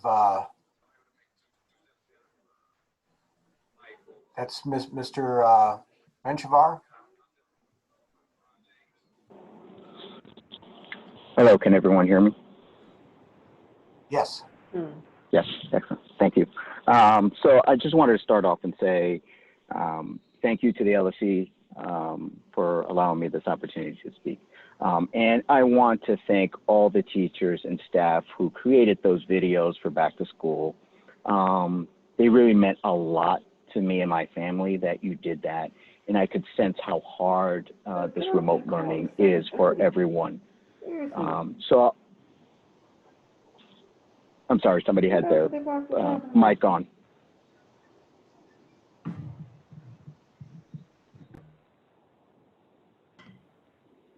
Am I still? Okay, so I'm sorry. So I just wanted to thank all the teachers and staff for putting that together. Those videos were amazing, heartfelt, and I could sense the struggle, and I could hear your children or your family upstairs while you were doing the videos. So I really appreciate it. So thank you so much for putting that together. It meant a lot. It really does. The other thing I wanted to mention is going back to Danaya's 2 points that she made about Eagle Days. It was confusing for our family because I had been speaking to my daughter about like what was the structure for Eagle Day, and I thought that there was going to be some discussion around the racial equity work, the anti-racism work, and having that space for students to engage in those discussions. But that did not, it didn't seem like that was the purpose for the Eagle Days. And like Danaya said, I think that if it was clear that Eagle Day was just to take it easy, to take a break from the screen, that should have been clear to everyone. If the Eagle Day was to allow our wonderful teachers and staff to be able to collaborate among themselves and give them that prep time, I think that should have been clear to the families, because I was expecting a lot more about the anti-racism and racial equity, and I was preparing my daughter for that and having engaging discussions at home so that she felt comfortable. And then she came back like, and she just mentioned there was really hardly any discussion about that. So to Danaya's point, let's just make it clear about what the Eagle Days are about and have a real structure to it, whether it's a time to relax or if it's a time to really engage the community, the students in this conversation. And then to Danaya's second point about putting something on our website, on the Jones website, this was discussed last LSC about having a dedicated page that addressed the racial equity work, the anti-racist work that Jones is doing, right? We need to be, I think Jones as a community needs to be transparent, needs to have a clear and concrete goals to achieve these important and critical goals, right? To create that inclusive and welcoming environment for all our students, especially our students who have been disenfranchised since the creation of this country. And to create a timeline and schedule for the work that you're doing, right? The parents here and the staff here is a fraction of the community. And there could be reasons why other parents and families and students cannot attend. But having that page would be important to keep everyone informed. And the last thing I do want to mention is it sounds like the relationship between Mr. Peterson, I'm sorry, pointed this out, that it seems like the relationship between admin and the PPLC is working better. Their communications are working better. It seems like there's an open line of communications. Things can continue to improve. So I really do appreciate this work that the two sides are doing to help build a better community, right? Foster and strengthen an inclusive, diverse, and equitable school community. And that's important, right? The equity officer, Doc Sweeney, mentioned in his first podcast, CPS is a first podcast, and I want to drive this point. The American education system was not designed to care about everybody, and many of us grew up in these systems, and we are survivors of these systems. This is from Doc Sweeney in central office in the equity office. So it's important to really put this on the Jones, have a dedicated page to address what you are all doing, the important work that you're doing. Thank you.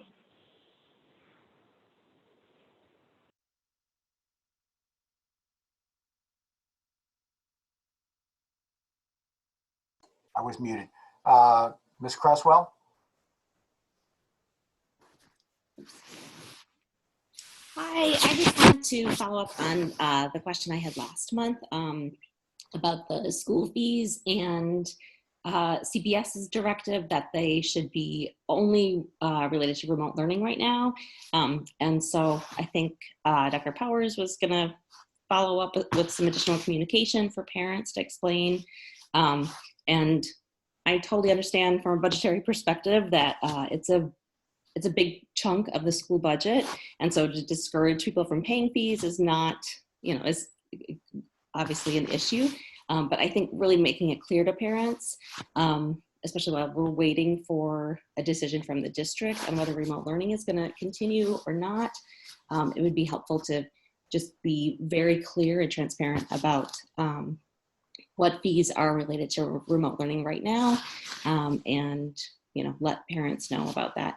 I know that in some cases, like the visual arts fee, families can go get the supplies students need, but for some things, it's really not being used right now. So I think that would be helpful.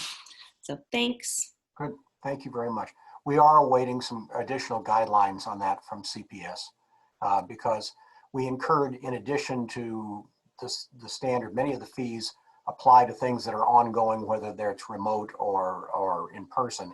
and we incurred quite a few additional expenses, quite a good deal of additional expenses for remote learning, particularly in the area of technology, somewhere in the neighborhood of $60,000 to $70,000 of not planned expenses related to computers, subscriptions, and so forth. So we are working with CPS to get that clarified as to how we can proceed on that, and we will be communicating that out to our families. I think Ms. McClory was next. Yes, I just had a question related to Mr. Mitchell, the stuff that you discussed earlier, and I don't know if I missed it, but I think one of the things we had talked about in our priorities was also supporting and retention of our staff and teachers and counselors of color, and I haven't heard much about anything that we're doing to try to support our staff of color, and so I don't know if I didn't hear it or if it's kind of been overlooked a little bit in our push towards supporting other people. Thank you. Mr. Mitchell? So, yeah, no, thank you, Ms. McClory. Great question. No, it hasn't been overlooked. It isn't completely embedded in the 3 priorities that has been listed. It's definitely been addressed. I know that Dr. Fay was working on specifically, from what I last recall, working on hiring practices, because we had that conversation, and PPLC members, please jump in, if I'm missing a point of this. But to your point, it hasn't been something that I have spoken about publicly repeatedly as relates to what we're doing in that regard, but it hasn't been pushed to the side. It is addressed every single time, to some degree, every single time that we look to hire someone when we are in that position. So we, I think, agreed to look at kind of systemically how we're, our hiring practices.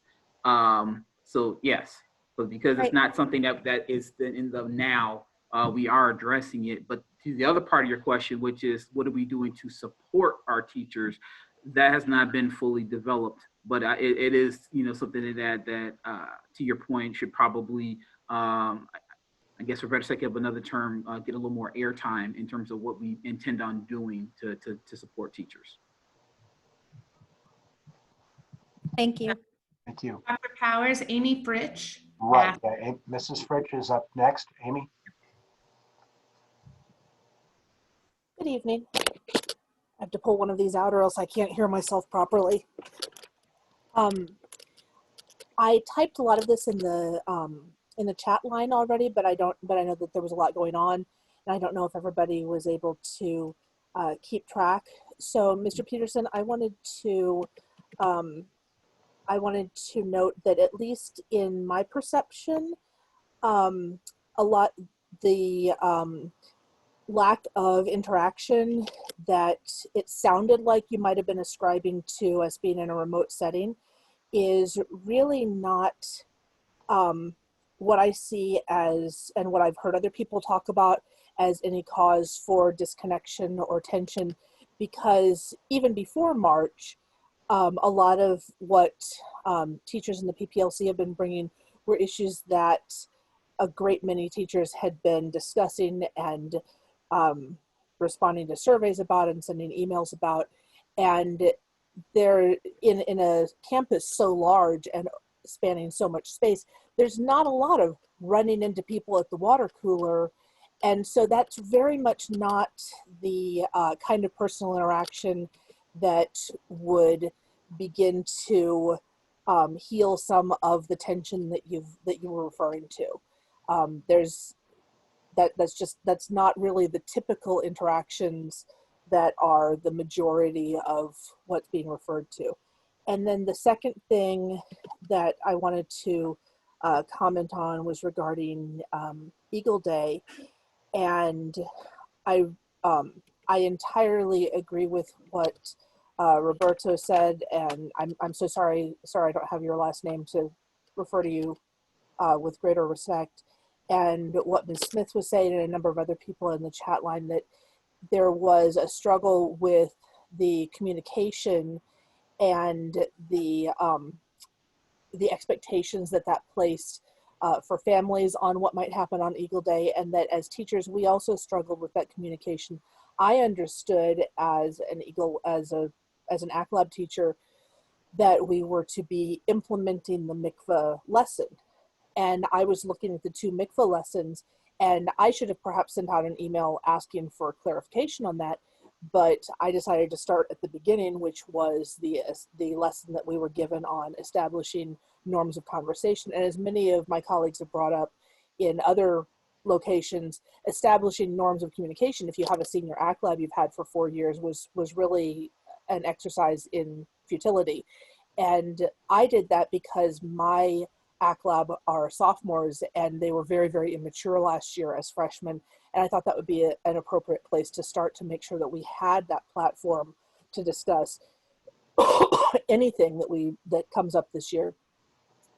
But as someone who's very invested in trying to improve the general equity at Jones and trying to improve the climate and the experience of our students of color, I have concerns, and I've heard a lot of my colleagues express concerns that without sufficient training, we're concerned that we may cause actual harm.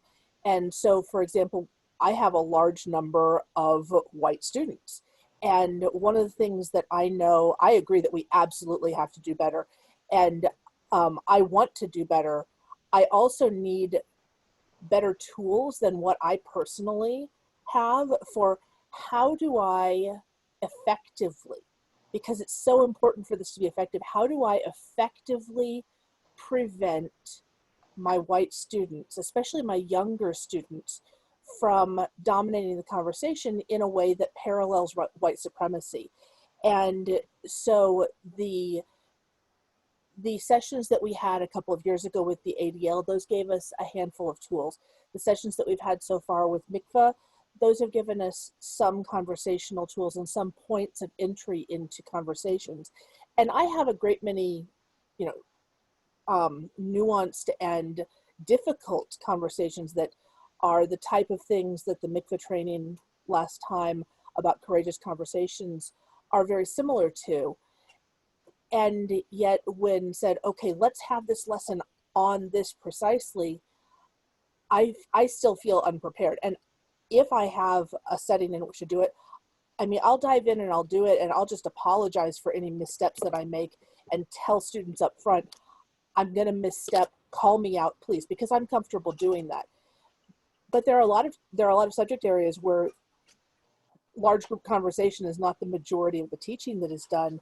And I've heard a lot of my colleagues, especially in the subject areas where that's not their typical classroom setting, they're very concerned about lacking the training on effectively discussing racial equity, effectively creating anti-racist settings, and effectively having that setting reflect the anti-racist and anti-white supremacy spaces that we want our students to have the opportunity to be in. And we need all of our students, but especially our students of color, to have spaces in this school that reject white supremacy and its structures.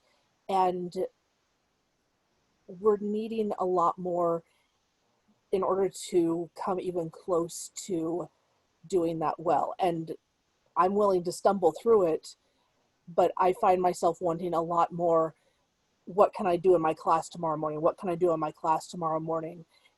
And a lot more actual tools. So that's one of the places where Roberto and Ms. Smith and so many others, I really appreciate you echoing the concerns that we've been having, that we are still grasping at how even to begin, and that we need to begin, and we needed to begin before now. So thank you very much. Thank you, Mrs. French. We also have a request from Elaine. I'm not sure which Elaine that is. It just have the first name. Okay, hi. Hi, good evening, everyone. First of all, thank you so much, Amy, for voicing that. That was something that I actually sent forth to administration as a concern as a parent. I do have a Black student, and we are very proud to be at Jones. but I must say it is so painful for my daughter and for other students. It's like the tale of two cities. He's glad to be there, but I really, really have to work on creating a safe space for the students who are there. Specifically, my concern was raised regarding the conversations. I wanted to applaud the fact that this was, they were going to create a space for this and a time for this. So I was like, yay, this is great. But the concern of what I wanted to bring forth is that you need to get together as a committee, as a team, to figure out how can you create a safe space to have those conversations. Because with my daughter, she may, in a lot of her classes, she's the only Black student. At least last semester, I didn't go through for back to school because of COVID. But last year when I came, I was like, whoa, I felt it as an adult, like, oh my goodness, you know, it's a difference. So if you're having a sensitive conversation about race in an environment where you're the only one, I argue that that's not necessarily the safest space. And it's not to point fingers at people. The problem is it's not taught. People are not aware. They're not prepared. Well, I'm talking about parents, students, teachers, most people. So I'm going to put it out there again, and I'm going to put it out every meeting. We need to read White Fragility. We need to read How to Be an Anti-Racist. This is something that has to be cascaded for the entire community, administrators, staff, students, teachers, and parents, because you learn that at home. So we all have to be on the same page in terms of what it is, how we define things, our path to move forward. We need to have an action plan to address these priorities with the progress monitoring throughout, quarterly, monthly, what are we doing? And even a little ticker to show this is the progress that we've made. This is aligned with the webpage that I also mentioned that we need to have. It's not hard. Call me. Just so happen to have some time on my hand. I'm unemployed. Call me. I can help you. It's just a matter of you taking what you have, click and make it a document. You have to over communicate. Again, it helps not only to show what we're doing as a community and to document your progress so people cannot say or discount what you have done, but it also helps to make it prevalent and present. Why is that important? If this is truly, when something is a priority, for real, when it's a priority, it's in your face. I served as a high school principal. They knew at my school, SAT alignment, shortened data cycles, and rigor and engagement for parent and student. That was on everything. So if it's a priority, you shouldn't have to search through to find it. It's there. That over communication just reaffirms that we are serious about this. This is our action plan. This is what we're doing. This is where we are thus far. You can read about it and keep people mindful of it.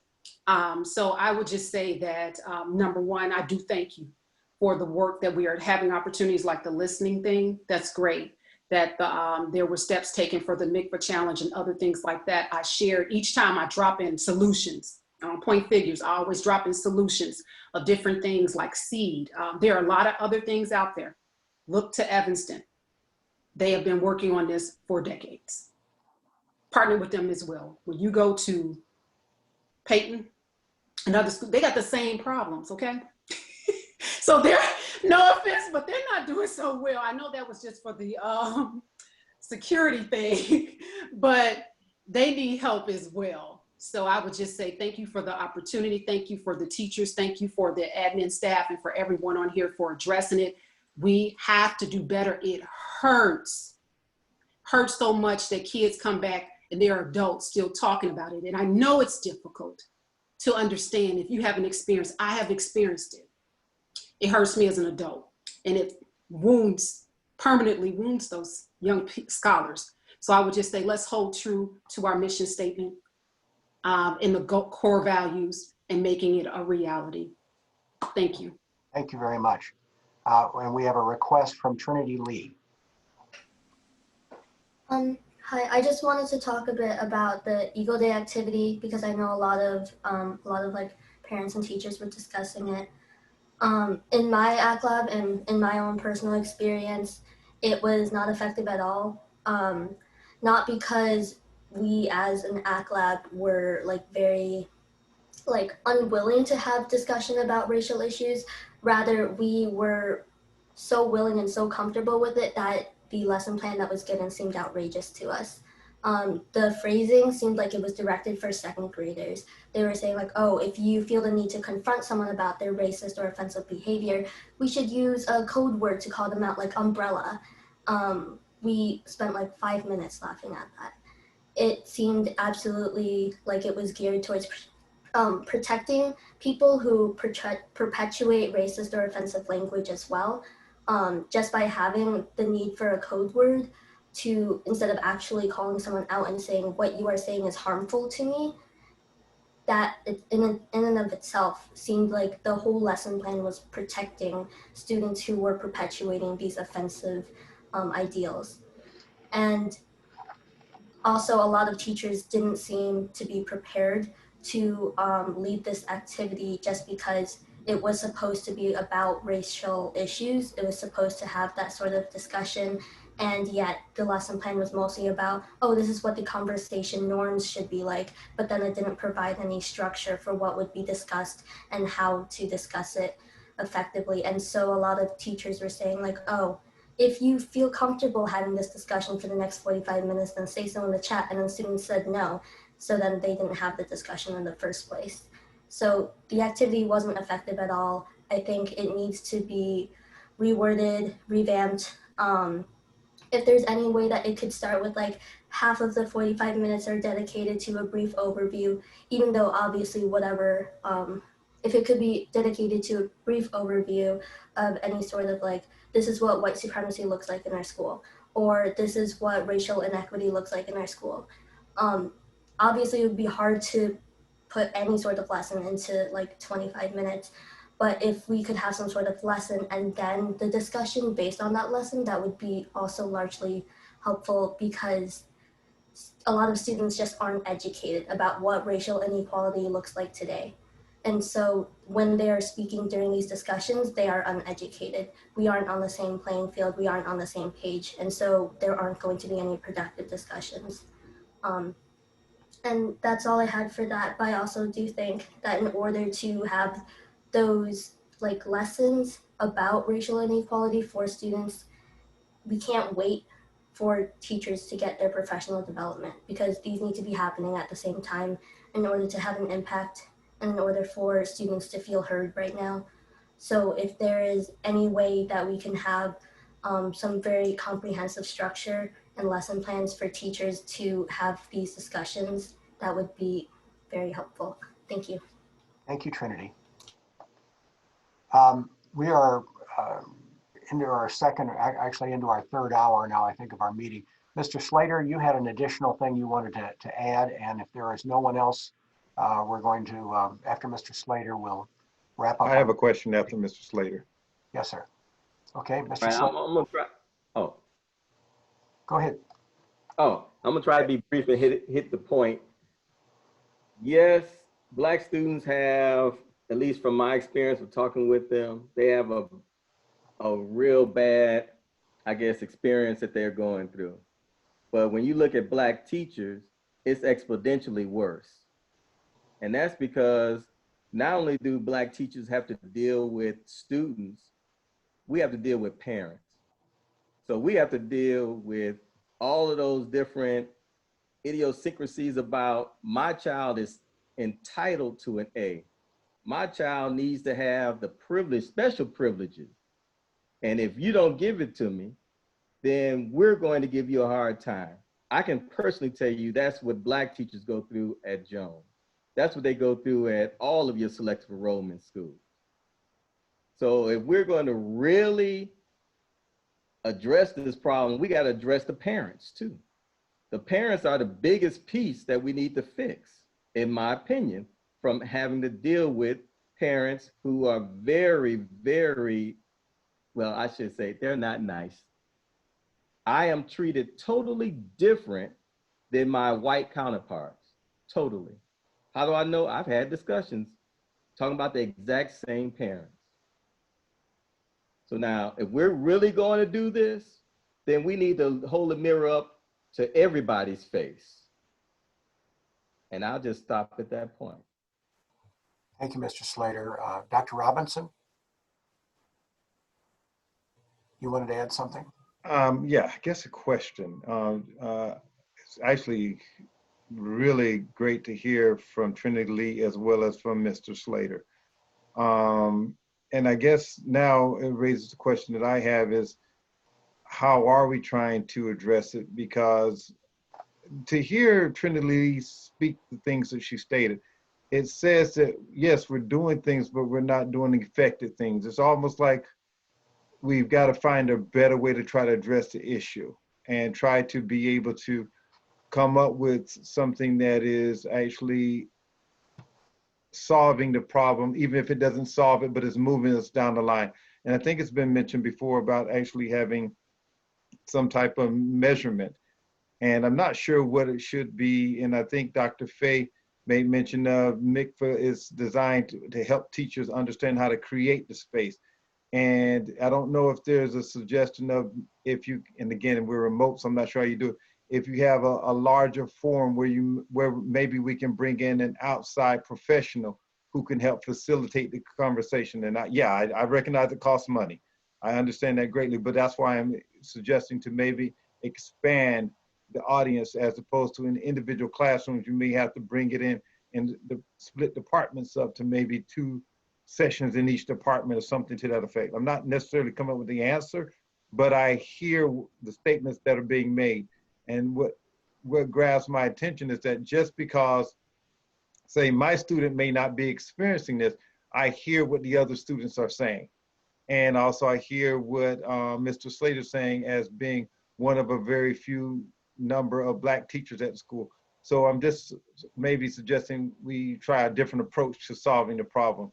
And maybe we can get a faster solution, although I don't think it's going to turn around, especially if we start addressing parents, because individuals that are of a certain age have developed these cultural as well as the senses of what they think is right and wrong.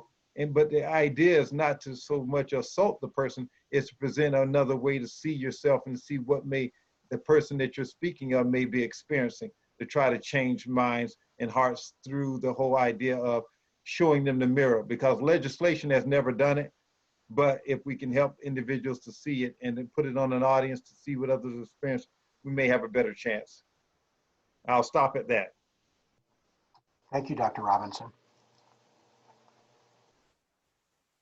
Thank you very much for all your comments this evening. I think we had a lot of very rich observations, all of which are on the record here for us and will be part of our conversations as we move forward.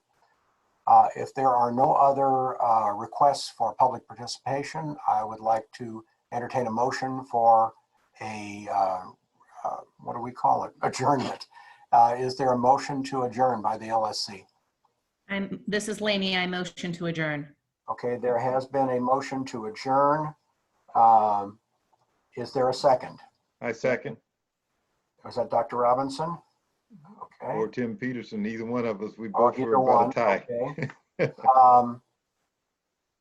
Since we will, again, we're doing this by roll call vote to adjourn. But again, I would like to clarify as we move forward whether that is necessary for procedural items like this. But if it is, we will do it. Okay. Kim Bowman. Aye. Ms. Boyd. Aye. Elaine Carvarona. It's Cannavaro or Elaine is fine. Aye. I shouldn't have tried. I'm sorry. It's all good. Christian Kuhn. Aye. Elaine, Miss Ellen. I'm sorry, Ellen. Aye. Latrice MacArthur.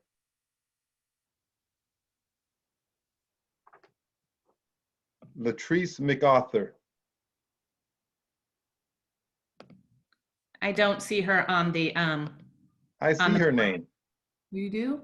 It's right, well, on my screen, it's right beside you, Lainey. Oh, gotcha. Hello? Okay, sorry, I'm here. I vote aye. Okay. Timothy Peterson. Aye. Dr. Joseph Powers. And myself, aye. Okay, we have a vote of 1, 2, 3, 4, 5, 6, 7, 8, 9. No one against and no abstentions. We are adjourned. Thank you, everyone. I appreciate your time this evening. Good to see you all. Take care. Take care.